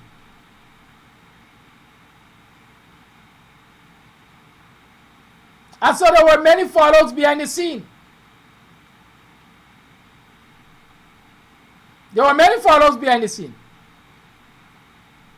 Because the cabinet was stacked with ex-military. Or the corridors of power were stacked with ex-military. And so a lot of the PNC folks were aggrieved. And still up to this day remain aggrieved because of that. So yeah, Harmon and Granger were relative newcomers. But while the party rallied around Granger, because they were looking for somebody that is quote-unquote electable, to use this, one of the other commentators' terminology. They believe that at the end of the day, they were given the short end of the stick. And so do you believe they are going to be willing to make that sacrifice again? I doubt it. This is not me reading minds. This is me using the power of analysis. I doubt it. I mean, I can't speak for people, but I can tell you that right within the ranks of the PNC right now, there is a lot of resentment for a lot of newcomers, especially in the female ranks.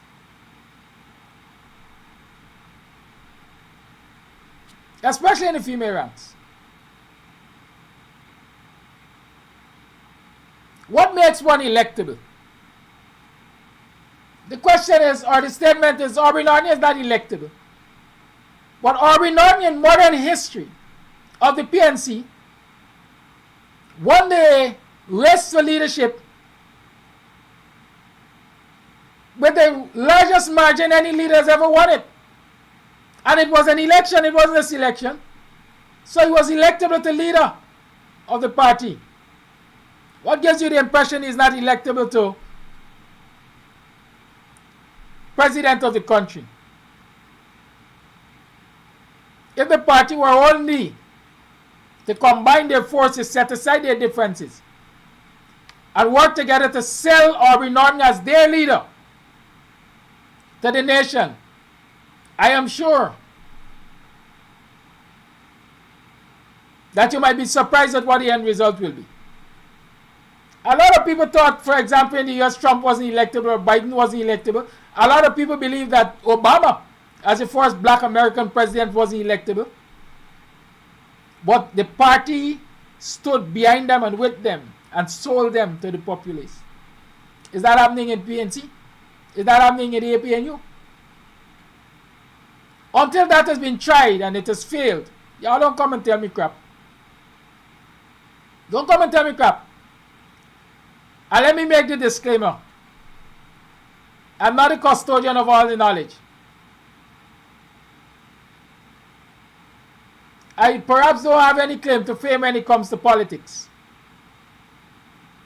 Maybe I haven't achieved anything in the world of politics that gives me a right to speak. And so I'm speaking from the position of a Guyanese citizen.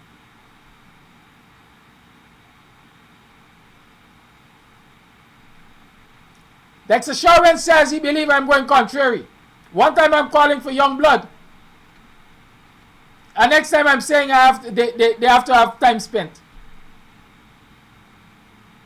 That is the problem with many of us. Being youth or being young cannot be the only criteria. It cannot be the only criteria. In gang warfare, when you go and join a gang, I'm not saying that I've ever been a gangster. But there's something they call initiation. In many gangs, they sell you to kill somebody close to you. Or they send you to kill somebody to prove, number one, loyalty. To prove, number two, capability.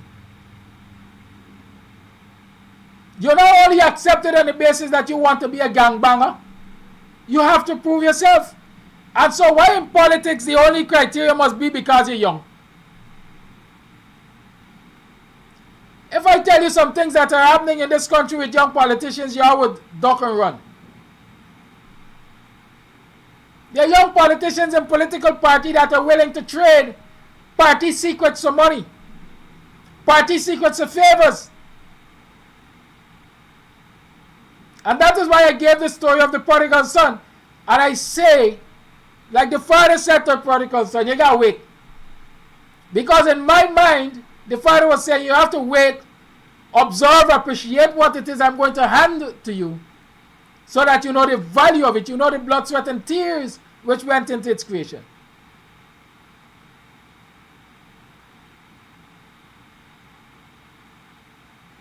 And so the criteria can't only be youth or youthfulness. It has to be more than that. Am I saying you have to be old and bent out of shape before you are allowed into the corridors of leadership? No.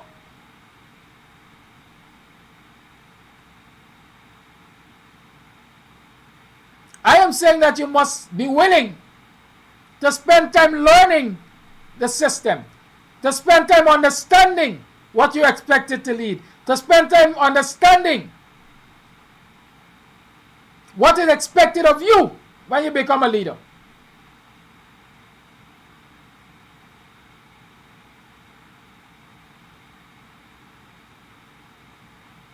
But if you see young people join a political party, and within 5 years of their presence there, they're fighting up, and they're digging up, and they're scratching up to take over the leadership of the party, you have to stop and ask yourself, what really is happening here? What really is happening here? And you have to call a spade a spade.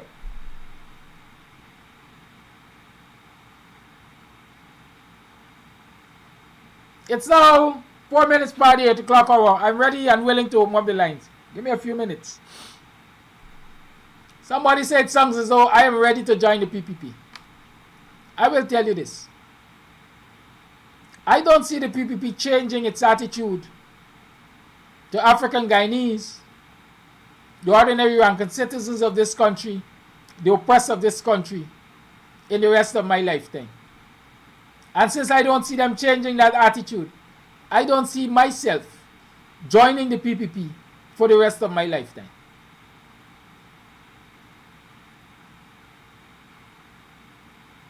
I don't see myself doing that. I don't care. They can get all their money to share. All their money to buy souls. All their money to bribe people. I am saying here and now, I don't see myself joining them. Because I don't see them changing their attitudes in my lifetime. First caller. Oh, thank you. Yes, good morning, Mr. Amsterdam. Yeah, good morning, Mr. Amsterdam. Can I be astray on Monday morning? Caller, you must stop coming astray. Caller, you must stop coming astray. Deal with the topic at hand. Okay, well, it's the topic in a different direction. Anyhow, I would like to start off by saying we need to rally around our leader, Aubrey Norton. And seeing that the election is like up in the air. I would like to big up at this time the campaign in Linden that is run by Solomon, Vanessa, and the others. To me, they are actually carrying that fight, and I'm thinking if they don't succeed, something definitely wrong. At the same time, Vince Roy and Holder, they're doing a fantastic job too. And seeing that we have this crisis going on, I would like to beg of the WPA to, just rally around Mr. Norton and just help him be a brother's keeper. And do you know who is the candidate for the Buxton, is Collagen, those areas go together? Yeah, Buxton to Falls. It means Buxton, Friendship, Vigilance, Strathspey, Collagen, Enterprise. Okay, so Dazel, Bachelor's Adventure, Melanie, all the way to Falls. Okay, so can you give me the candidate, because I have some folks in the area and they don't even know who is the candidate and what's going on. So if you can get the information and maybe post it during the program, I can get the information to them. You see, like I just said, thank you. I just said it on the program, right? That while the PNC fighting among themselves, these are the kind of information that people want. Point proven. Well, yep. So thank you, and I'm looking forward to getting that information. Sure, I'll try to get it to you. You have a beautiful day. You too, thanks. thank you. And you have a good, bye-bye. Call A Live, good morning. Yes, good morning to you and all my black brothers and sisters in Guyana. I would like to comments on certain things quick. What he said Friday, he is 100% right. What he said this morning, you are 100% right. That is what teachers are for. And your program is to teach us and let us know what the wicked cabal is doing to us and our family. Now, let Flash Garden move on.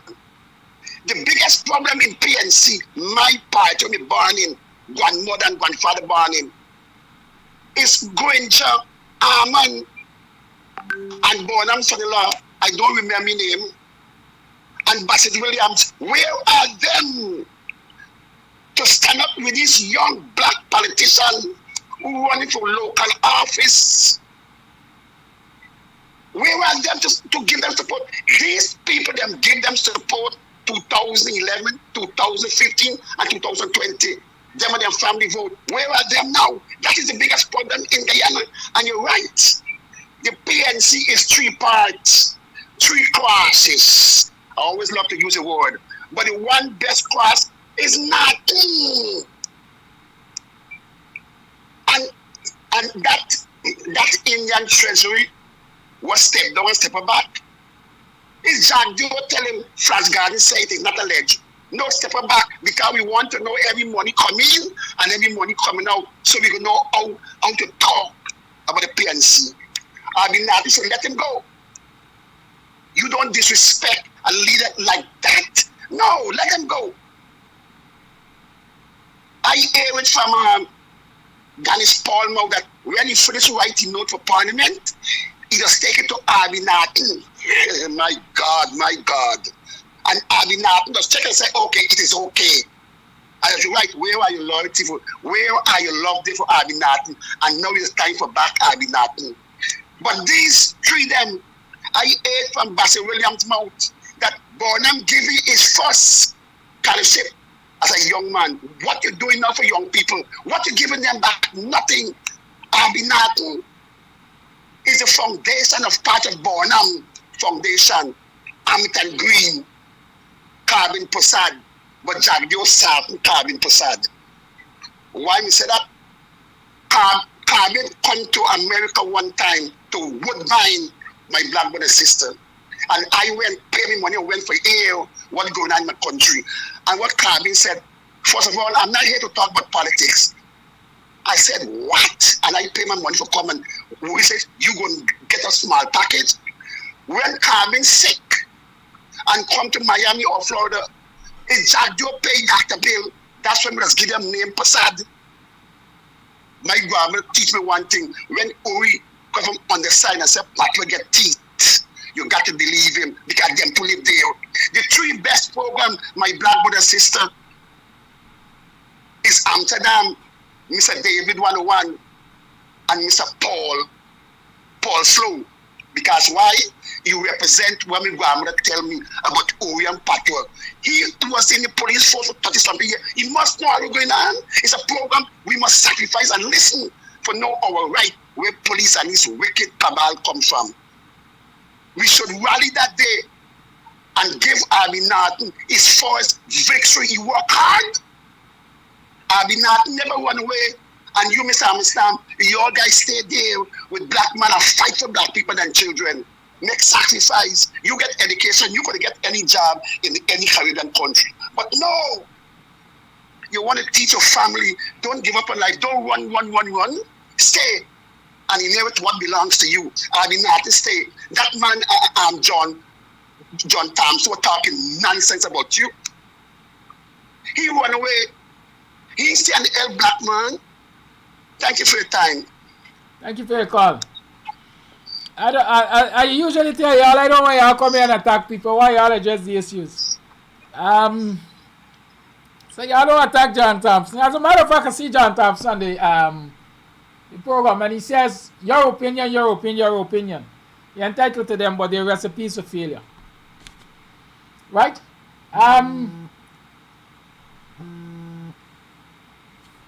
I perhaps have more.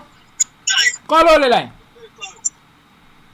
I perhaps have a better understanding of the local political scenery than you, John.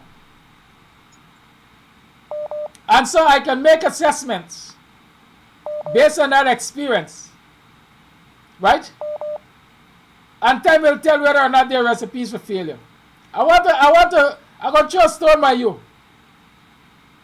If you were aware of what was happening in this country and you were really conscious of what was happening in this country, you would have never supported a man like the Guyanese critic in the earlys. I've said it on this program and I'm saying it again because it should be no secret by now.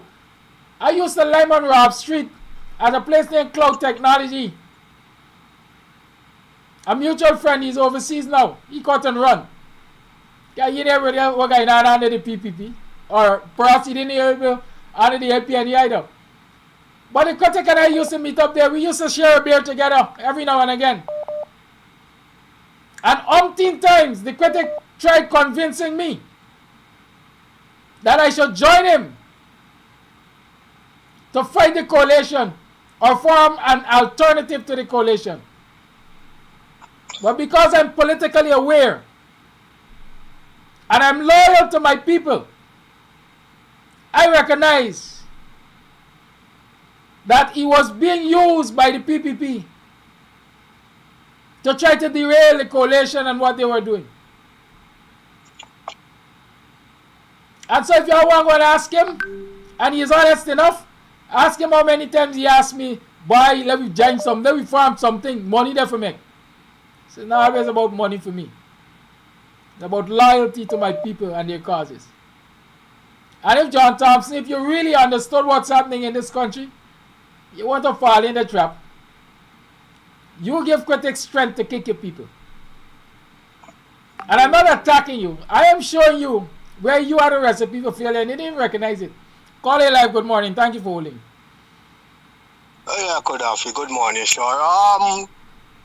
When you run in an election, it calls for finance, resources.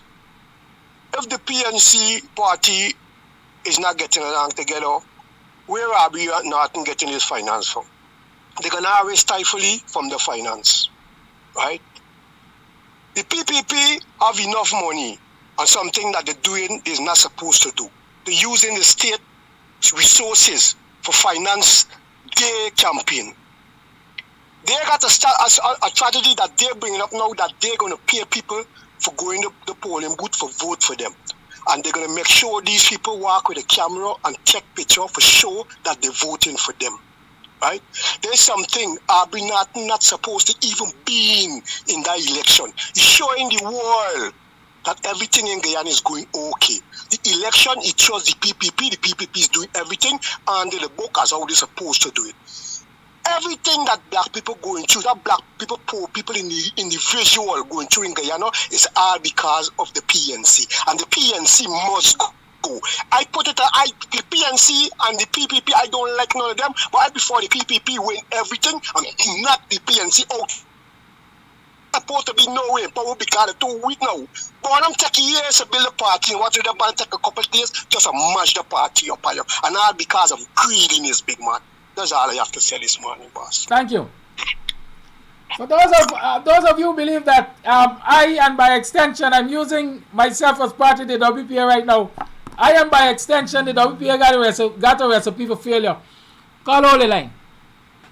I want to quote Pauline Kendall. Is she on the program this morning? I know she's a regular. I've read at least 2 posts from Pauline Kendall over the weekend that basically are saying that she is at the point now of understanding what the WPA was saying when we started by saying nobody should enter into these elections under the current conditions. Nobody.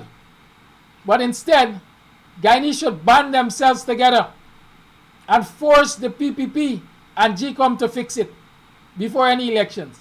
Pauline Kendall has written 2 notes to that extent over the weekend. I saw them. In short, she has said in the last one I read, the PPP will rob the coalition out of the tongues. She said cities, but I understand it is tongues and city. We got one city. All the others are tongues. Right? They will be cheated out of the management of the tongues in city. And they will be able to do nothing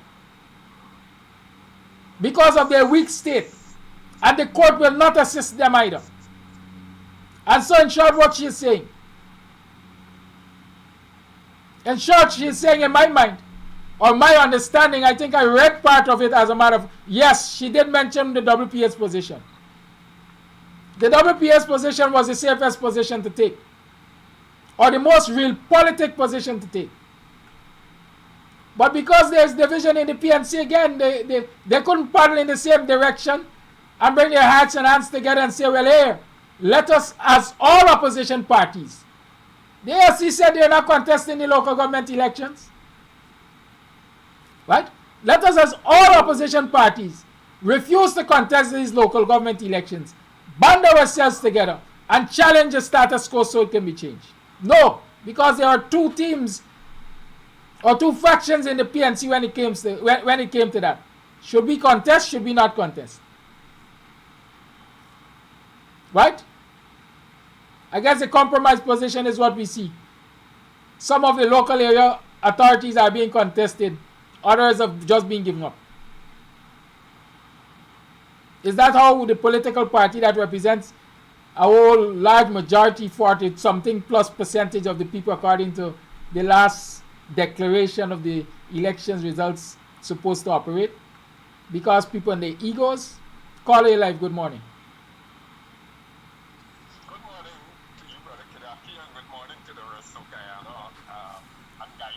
Call it a little low. You want to step up the volume for me? My contribution to the program this morning is to say that my pick for leadership and a winnable candidate is something else, right? 2 different things. So there's so many names floating about the place. You get Amanzo, you get Riawi's already lead, or you get so many different names, but you got to look at a winnable candidate with popularity. And my pick, I see the name of Moses Nakamutu, Nigel Hughes, and Aubrey Norton. Those are the 3 main names that I have to be president candidate of the EPNU AFC. I think Nagamutu brings a lot to the table because he has been in the political forefront of Guyana for years now, and he's been the number the three-man between Bonham and Jaganini, he has what it takes, and there's nobody else that can fare by Jack Dio than Nagamutu. The minute Jack Dio hear about Nagamutu, his blood pressure goes up. I can tell you that. The other thing is that with the advent of defection from the PNC to the PPP, you must understand, I think you do understand, that people has their bills and all of that to pay. And I think at election day, when the actual voting is taking place, then we can see what we think. But and in the meantime, you got to understand that as a political entity, you must have our operatives all over the place. We have to do our intelligence work and everything. So those agents from the APNU, ASC that has gone over to the PPP, they're going to do the APNU's bidding. Some of them may not be doing the APNU AFC biddings effectively. Some of them may have their bills to pay. But I must stress on the point that they're there to do the APNU AFC biddings. We have to know what the PPP is doing. We have to place our operatives within the PPP so that they can feed us with intelligence so we can be effective in whatever we do. That's one, and that's about it. That's about it. And I mean, it would be to the alarm of some of our supporters and so on. But we have to understand that the only way that you can understand fight enemy effectively is to understand them, and to understand them is to be amongst them, know how they're thinking. You understand? But I trust that, again, I'm saying I trust that the agents, the APNU agents, or let I say that the spies that we are sent to the PPP do their job and do it effectively. Once again, thank you very much for affording me this time. And let me say to the Guyanese people, I know we are going through some hard times, but keep hope alive. Keep hope alive. Keep hope alive. Thank you very much. Have a nice day. Thank you. Dennis Champion Collison, I don't know what you call an admission of me or of the WPA encouraging people not to go and vote. The WPA has never said to anybody, don't go and vote. The WPA's position has been that local government elections should not be held nor contested under the current regime of GECOM. That has been the WPA's position. TACUMA OGUNSEYE, as a representative of the WPA, said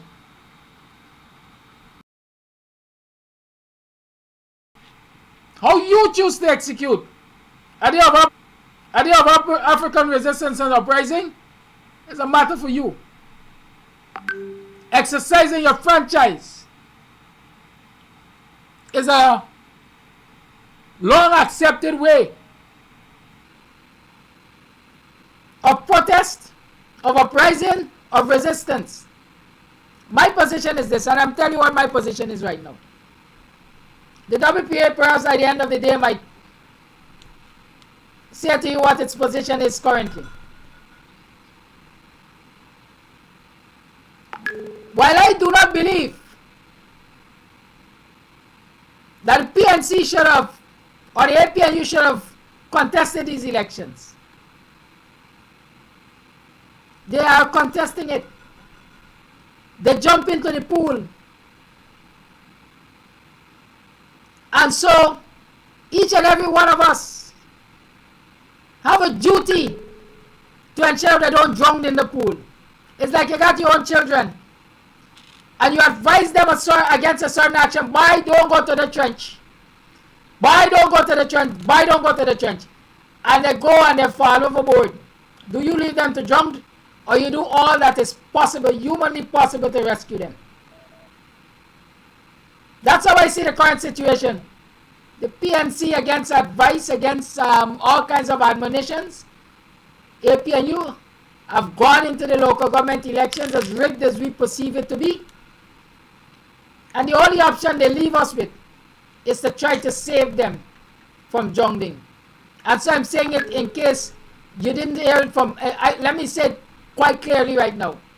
At this point, at this 11th hour, the onus is on every citizen of this country who want to see good in this country or better in this country to go out there and vote.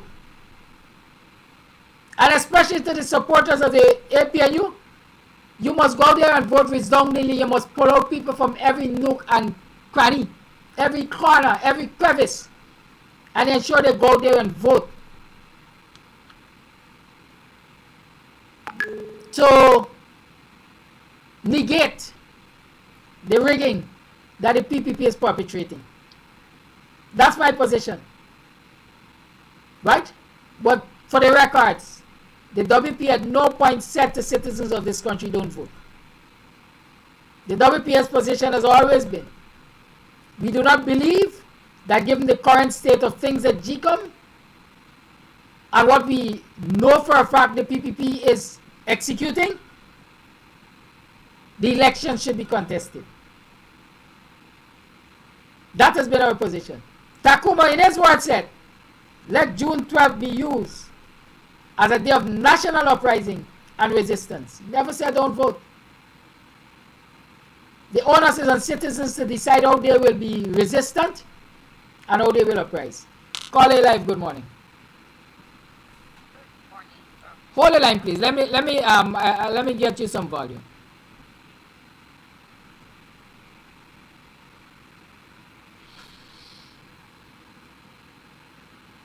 Come on, man. Just no caller. Be a strain.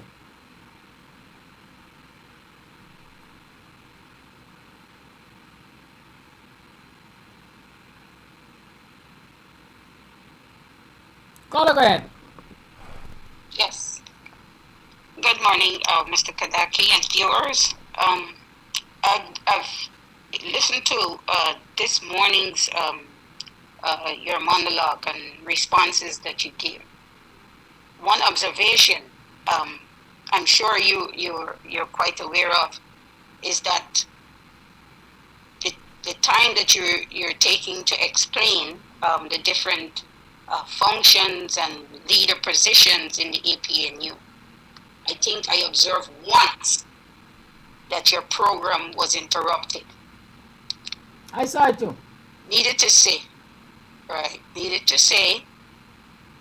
this is what the enemy wants. The enemy wants to see division. They want to see fighting. Right? And to me, that's my opinion. It's not good for us. It's not good at all for us. It's not working. Mr. Norton was elected. He wasn't selected. He was elected resoundingly by the supporters of the APNU, AFC, PNC, whatever you want to call it. So I don't think, and this is the issue with the members of the party, they lack respect. If a leader, it's like your parent in a home, and you have, I don't want to use that analogy, but we have to use it. He's the parent, he's the head of the party. Why are they so disrespectful? People jumping the gun. They're coming forward, they're saying things where they're not supposed to be saying, disrespecting the leader. Jumping out, jumping on another boat. When you do that, what do you expect will happen? There's no respect in that party. None whatsoever. And then you want to know why the supporters are not following you. That's exactly the problem. You're coming on air making statements without consulting the party. It's not working. It ain't working. If you earn your position, well then, they want to pay this too much democracy. There's no such word as democracy. There's none, because if it was democracy, they want to force your ass out of government and select somebody else that will allow them to rip the country of its wealth. Too much. You want to be this big, play the game of being a democratic party. It's not working. Shut up. Sit down and listen. The powers that be are afraid of Mr. Norton, and they're using them just come politicians to do it. Who want to jump off the boat, let them jump. As the thing is saying, they have bills to pay. That's fine. But when you jump, don't carry people with you. Stop this thing. It does not look good. It is not right. You don't have the purse, and you can't be running like chicken without your head. It's not working. Mr. Norton is the leader. It's the same mess they did when they forced Mr. Green out the party. Often, and because they forced him out, they're in this disarray. That man is a genius. Well, look what they did. They force him out and they get a whole set of new people think they know everything. Till they sit by, even though Mr. Granger did what he had to do, none of them come on air or try to get people to support and say, no, this can't happen. And so none of them, all the newcomers who want to be leaders, none of them. They let him alone, ride or die. But now, elections coming up, everybody want to be leader. Just one person got to be a leader, not 10. When you got the whole party got leaders. Where are the soldiers? Who doing the footwork? Nobody. And then the enemy now is they like this. They're not gonna disturb your program because this is fuel for them. It's not working. Mr. Norton or nobody else. We don't care. The people want him. The powers that be don't want him because they know what he gives. He's for the people. He would never do what these two criminals doing to Guyana. He would never do that. And the powers that be knows that. Thank you, caller. Mr. Makadaki, have a good day. Thank you. I don't know why it is a lot of people, a lot of people interpret what I do as creating a fight or a division. You see, the problem is, unless you're prepared to discuss the issues, unless you're prepared to identify your faults, you can't fix them. And for as long as nobody is confronting them in the party, then somebody has to confront them outside of the party. I don't know that I'm creating division in the PNC or the APNU. Divisions are already there. As a matter of fact, I think what I'm doing is forcing them to fix it. Right? Tomorrow, I am promising to discuss the importance of people coming out and going out there in their numbers on June 12th. Right? I'm going to discuss that with you tomorrow. Like I usually say, it depends on my instruction when I get off my bed. But I hope that is going to be on the charts. Because understand me. Understand me. I'm quoting Pauline Kendall again. Pauline Kendall is at a position right now where she is saying that through rigging a fraudulent electoral system, the PPP will take away all the tongues and city from the coalition. Right? That has serious implications for the average rank and file citizen who is doing business in those towns and city.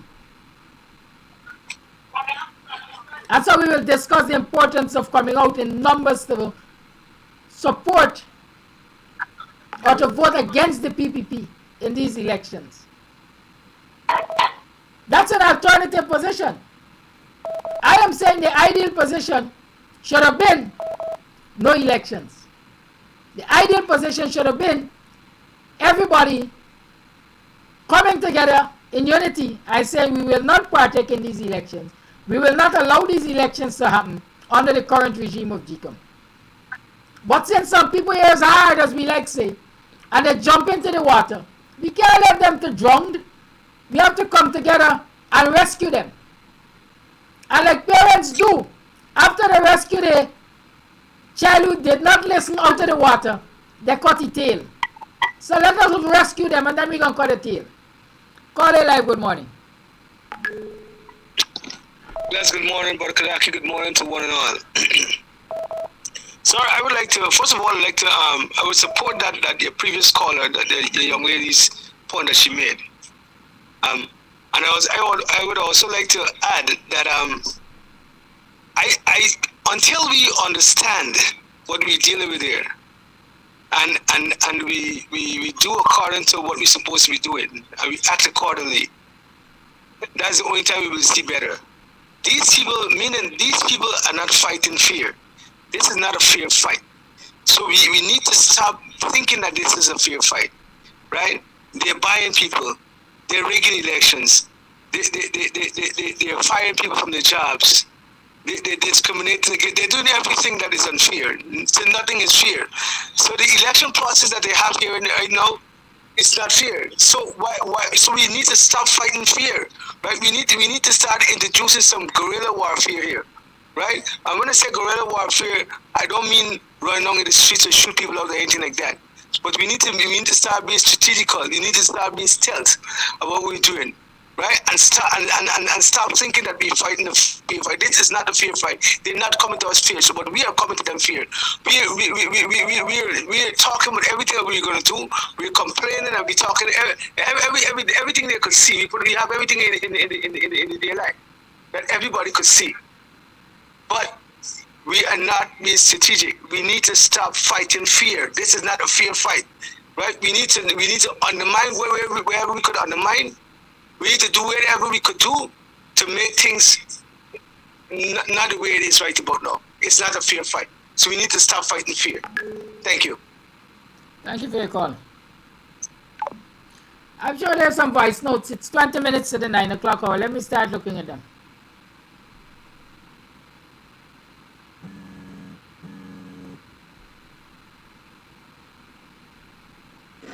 Mr. Kadaki, good morning. Call on the line. Morning to you.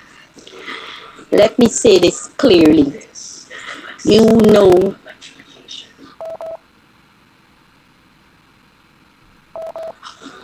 we, our black people in this country, we are heading for a disaster.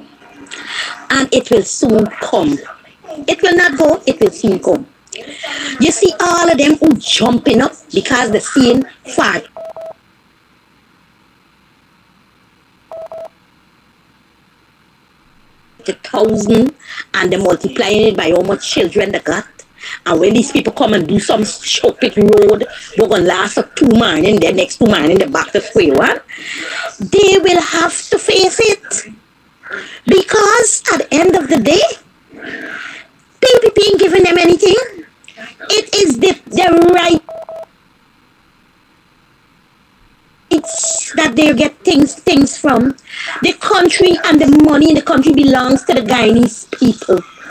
What are these people taking out of their pocket to give them and giving them their own money to go and do their dirty bidding?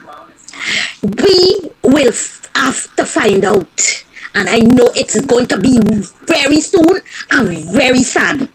But I'm telling you, this is one African Guyanese. We're not sorry for our people. I will be so glad to see them when they're struggling. We are our worst enemy. You understand? And those people are laughing at them. All those who are out there making themselves a clown.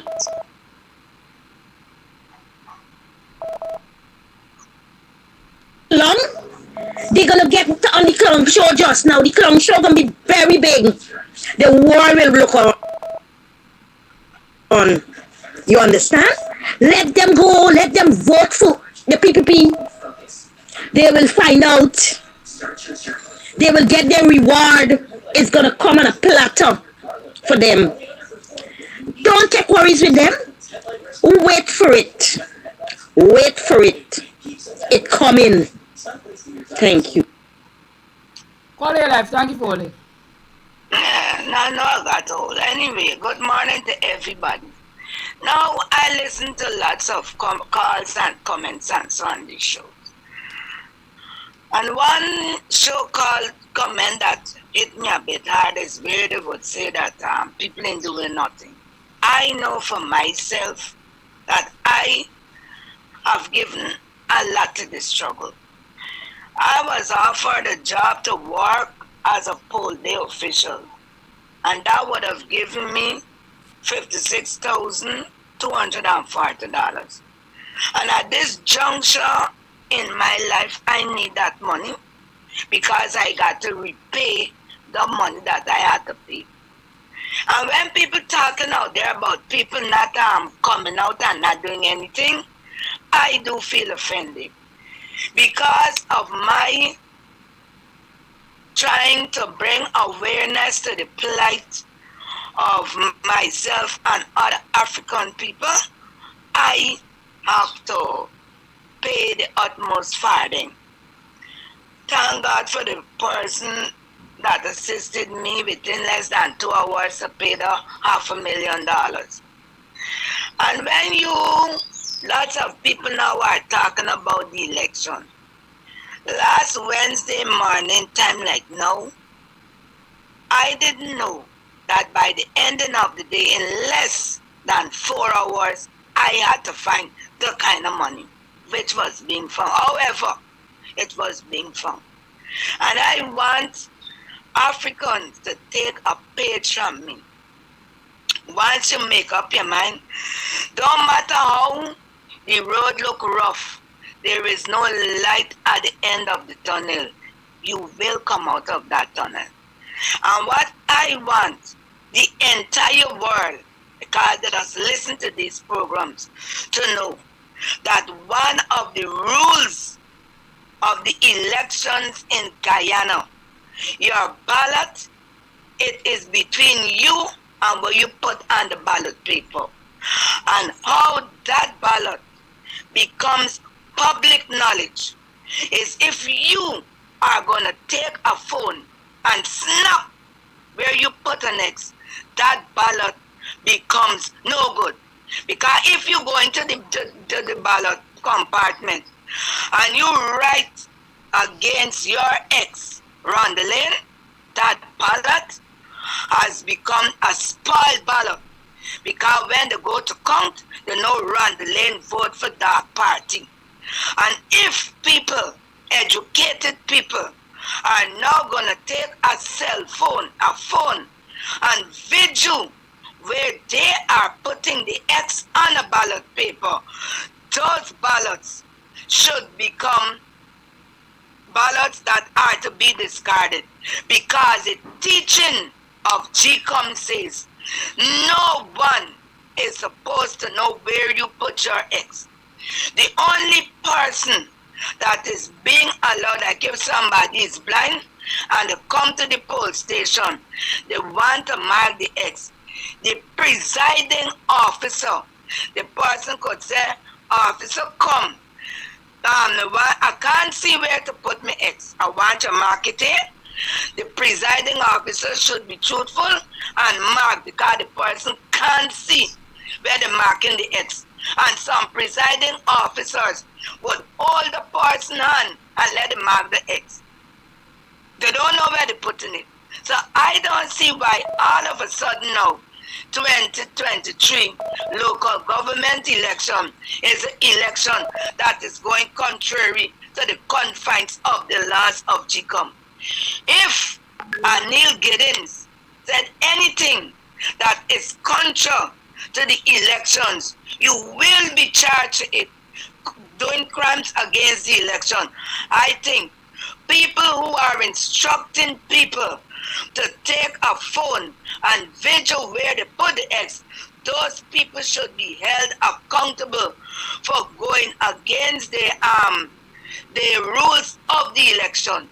Yesterday I was being called to go and take up my position as a poll clerk. And I told the woman I cannot make it because I had a problem. I had to end up in the opposition, and I'm not going to go. And next couple morning, they bring it up on a picture and they come and jail me. And when it comes, I understand now that the 10 days a month workers are being given the edict that if they do not vote for the PPP, they will be losing the 10 days work. But the 10 days work was only a work that came up with a harvest day for election, because they were being employed and kept on as a ploy to fund and do for the election. And I think that anybody that is being seen with a phone in the voting compartment should be denied a ballot, because that is not in the training. When GECOM made that a law in the GECOM training going into election, and they do the ads on TV and radio and all over, that you got to take a phone, then that edict. You cannot allow the installed regime to continue to reap havoc over your lives, because I throw away $50-something thousand because I ain't gonna sit down and allow the installed regime to run roughneck. Last, look, my case was finished. The magistrate told me take 6 months to pay this money. All right, and since the magistrate was finished, my jacket was being tucked away, and they bring up my jacket 2 months after the date, and then write a committal warrant to put me in prison. That is how wicked these people. So if the Africans gonna walk with phone to take out picture for so that they vote for the PPP, look what the PPP is doing. They went into Amelia's ward, they let down people's house. They come to Maka, they let down people's house. They go up the East Coast to take away land. Then they got to Foothill. Imagine, I hope that the Press Association will look into the problem with Travis. Travis just reported what that police said. And look, the red tape now that they are having Travis in. You cannot talk. So Africans and right thinking Guyanese, study what you will do with your phone on that day. I went to the station last Wednesday, and en route to the station, I stopped and I gave a relative my phone, because I said, I learned my lesson going in the police station with the phone. Left your phone home. They don't know if you got phone. Leave it home. Bye-bye. Call it live. Call your life. Good morning. Neighbor, morning, neighbor. Morning, my neighbor, morning, my good neighbor. Morning, neighbor. Morning, bye. Let me people them know. All you supporters and my Guyanese brothers and sisters them, let me make it clear to every one of y'all. You understand? From tomorrow, everybody you see are coming on this program here. But what for fix and what for this and what for that. Let me hear that to come on this program tomorrow and talk how much family and who they the diaspora. And I assure them and encourage them to go out and vote. From tomorrow on to election day must be the we want nobody coming up on this program here from tomorrow and talking about what should it be. Let me save this for some other time. Tomorrow we use it from tomorrow. Even from the rest we got for come on now. If I got any other I don't plan why but I change it and start encouraging people for come and support this cause here, so because this thing is not about Arby Norton alone or Arby Norton and the rest of politician them, the coalition politician them and them kind of thing for say, but we pay them for this and that and them kind of thing. All got to put the shoulder for the wheel for this wheel turn properly. Y'all understand? All because let me remind y'all that the WPA they never say nothing, but they will just come against the elections because of the setup of the ratish and the thieving way of this.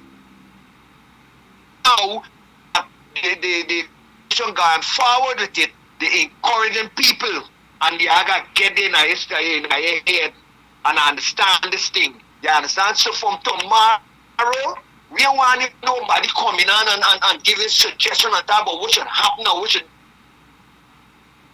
10, 15 minutes for somebody talking what should think and them kind of thing. We don't want to hear that from tomorrow. We don't want to hear that. From now, from the rest of the call come out, we don't want to hear that.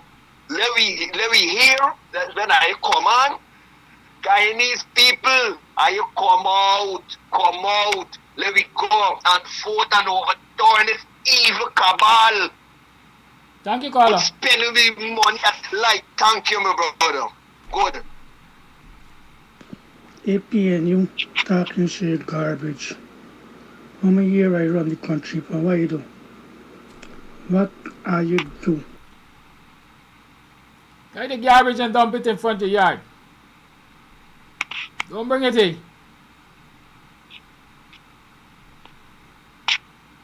You sound like you're the guard in some white man house and you can't hardly talk. So you got whisper. Morning, Skadaki. Yes, I'm a well-known person and a lot of people know me, so my voice, I don't want to play voice message, but I just want you to understand this, that I like out regular, very regular, I God.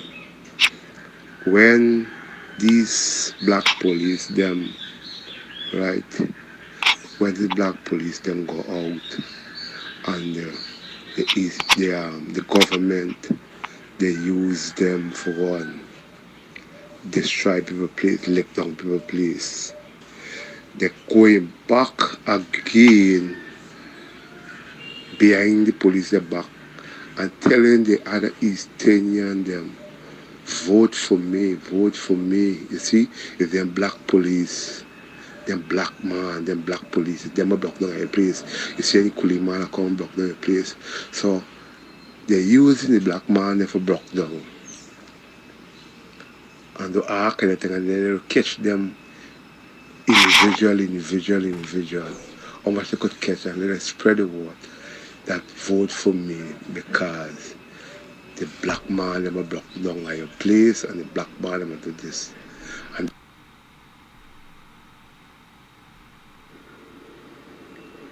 Good morning, Kadaki. I don't know if I can take this any longer. I joined the struggle to fight the PPP. Now there's another struggle afoot. Aubrey is too black. Now I have to put my energy to support Aubrey even more. Not because he's black, but because I am black.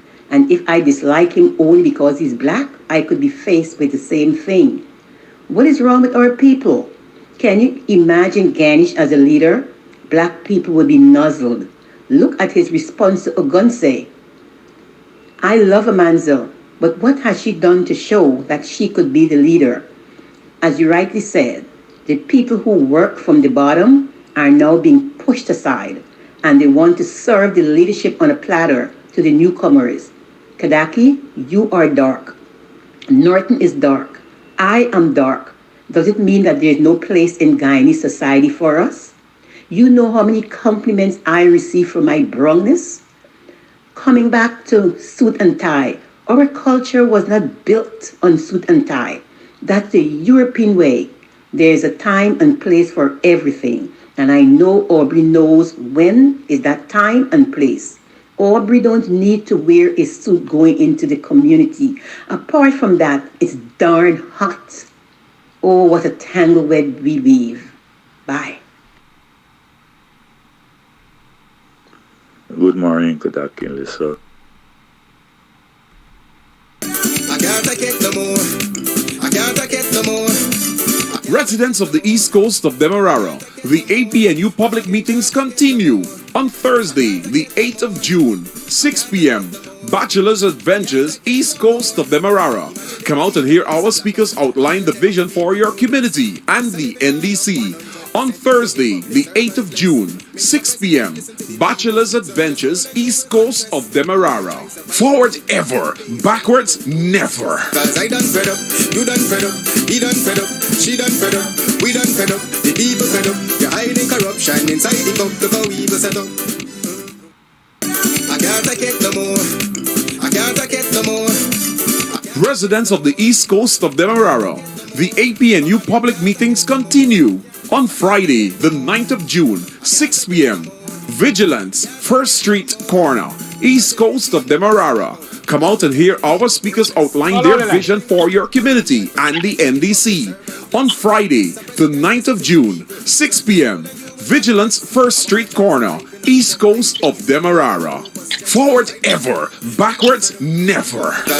Call it life. Good morning and blessings. I hope I'm maybe the last but not least of the callers for today. And I trust that all is well with you. It's been a while. I've been a very silent listener, but it's wonderful to be on listening and lending my voice to this conversation this morning. My dear brother Kadaki, Amsterdam. Good morning. What I would like to say, good morning. First of all, congratulations for your continued courage and boldness to speak truth to power. It is important, and it's even more eminently important in times like these to have voices like yours and a voice that can bring reason and accountability to our people. I think one of the things that I've realized having the opportunity to live abroad, it is how much further we have to go as a people when it comes to politics and what are those expectations that we have of our leaders. We are still in this quagmire believing that, and I've said this before, that politicians are to be treated like demigods. And so they are above reproach and they are above criticism and above accountability. And I think until as a people we realize that we must interrogate our own folks, that when we select someone and we identify them or they're elected for office, they're actually there to serve the public. I think in terms of Mr. Norton, or let me say before I speak about Mr. Norton, a house divided will never stand. And so if at this moment, a very critical time, that folks are dealing with their own self-interest and they are self-serving to be fighting amongst themselves about who is eligible and what criteria and what standards, or what does it look like, whether it's the pigmentation of our skin, whether it is the acceptability of what we look like, or our the affect that we have, or our vernaculars, we are actually not doing a good service to ourselves and to the people to whom we are actually trying to fight for power to serve. Because someone like an Aubrey Norton has demonstrated over the years, by the stripes of the struggle that he has been in, and by all of the challenges and the experiences that he has acquired, that he has earned the position to be a leader. Though probably imperfect he may be, though he might have his own idiosyncrasies, but what is a good leader is the question that we should be asking ourselves this morning. Is a good leader dressing up and posing for the cameras and being able to come out there and speak eloquent English and proper vernacular? Or is a good leader a proven track record that person have gone through the struggles and they have the stripes to demonstrate and to show that they have been loyal, they have been committed to the cause? Or is it those folks that have just left university a couple of years ago and they've represented in a particular social class, and all of a sudden now they have been knighted and inked to be the leader of the people? And I just don't believe that, and I don't think so. And we must not be so mediocre and so gullible that we see a shiny object.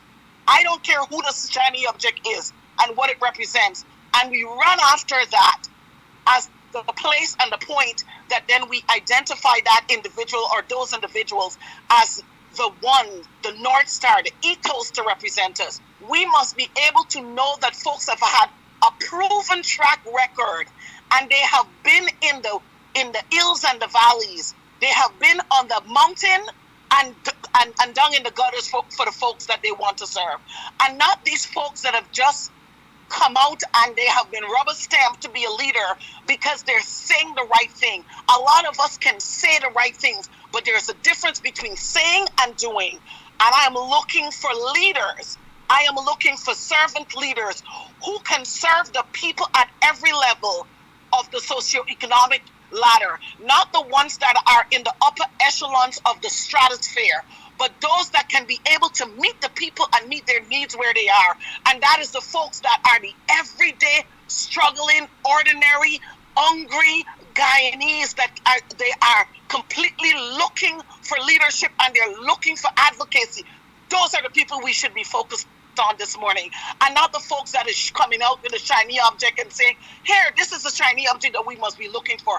And until we don't realize that as an eligibility and a quality of leadership is loyalty, it is also about credibility and standing as a cohesive together set of folks, we're going to continue to be in trouble, and we're going to have the same conversation post the elections, interrogating what we have done wrong.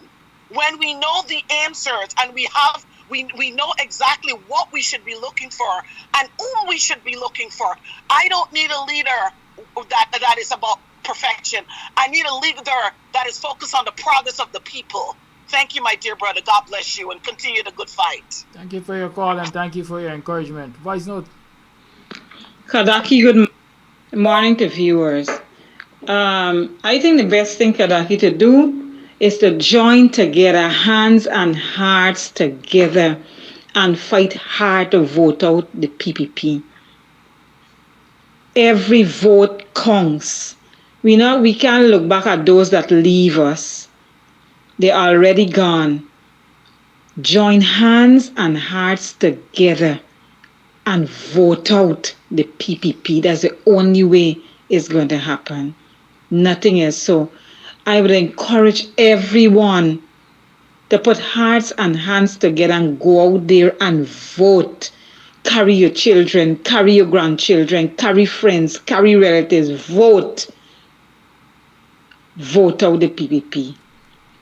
No matter how much money PPP are for me, can be the moon and the stars, $1,000 million. I can never, never be a PPP. Never.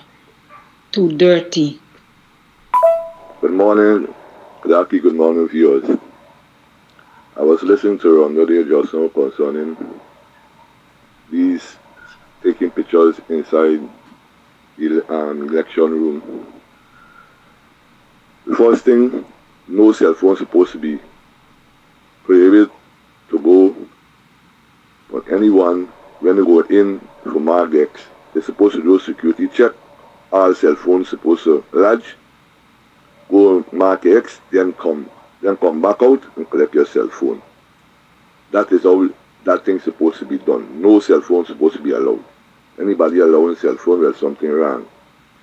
Then over the weekend, we had local government rallies around the town, and I saw the PPP local government rally people jumping up and jive. But when you could get the minister plus the president on your platform and go on talk, it shows signs of weakness. Why I'm saying it shows a sign of weakness? Because all the small fish is supposed to trash out. No president, vice president, and minister is supposed to try to come and endorse you to make you look good.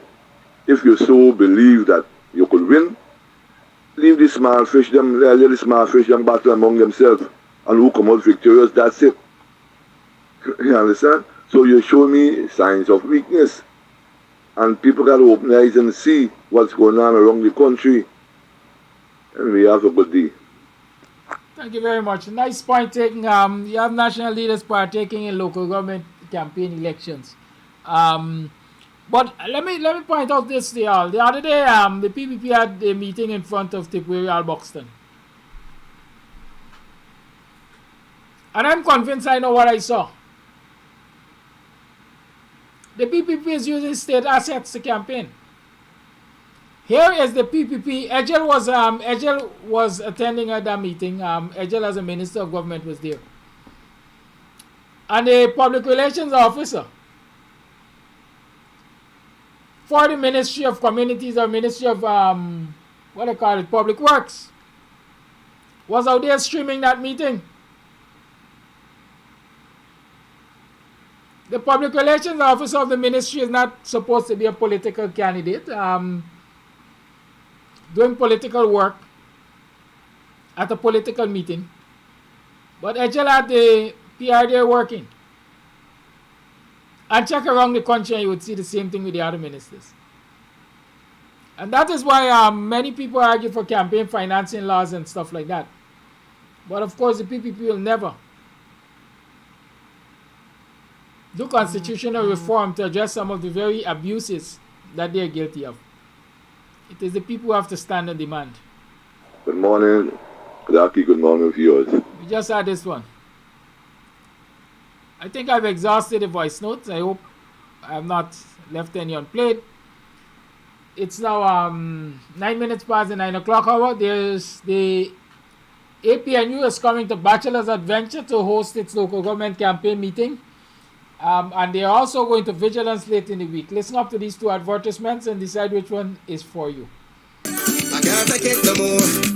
I can't take it no more. Residents of the East Coast of Demerara, the APNU public meetings continue on Thursday, the 8th of June, 6 p.m. Bachelor's Adventures, East Coast of Demerara. Come out and hear our speakers outline the vision for your community and the NDC. On Thursday, the 8th of June, 6 p.m. Bachelor's Adventures, East Coast of Demerara. I can't take it no more. I can't take it no more. Residents of the East Coast of Demerara, the APNU public meetings continue on Friday, the 9th of June, 6 p.m. Vigilance, First Street Corner, East Coast of Demerara. Come out and hear our speakers outline their vision for your community and the NDC.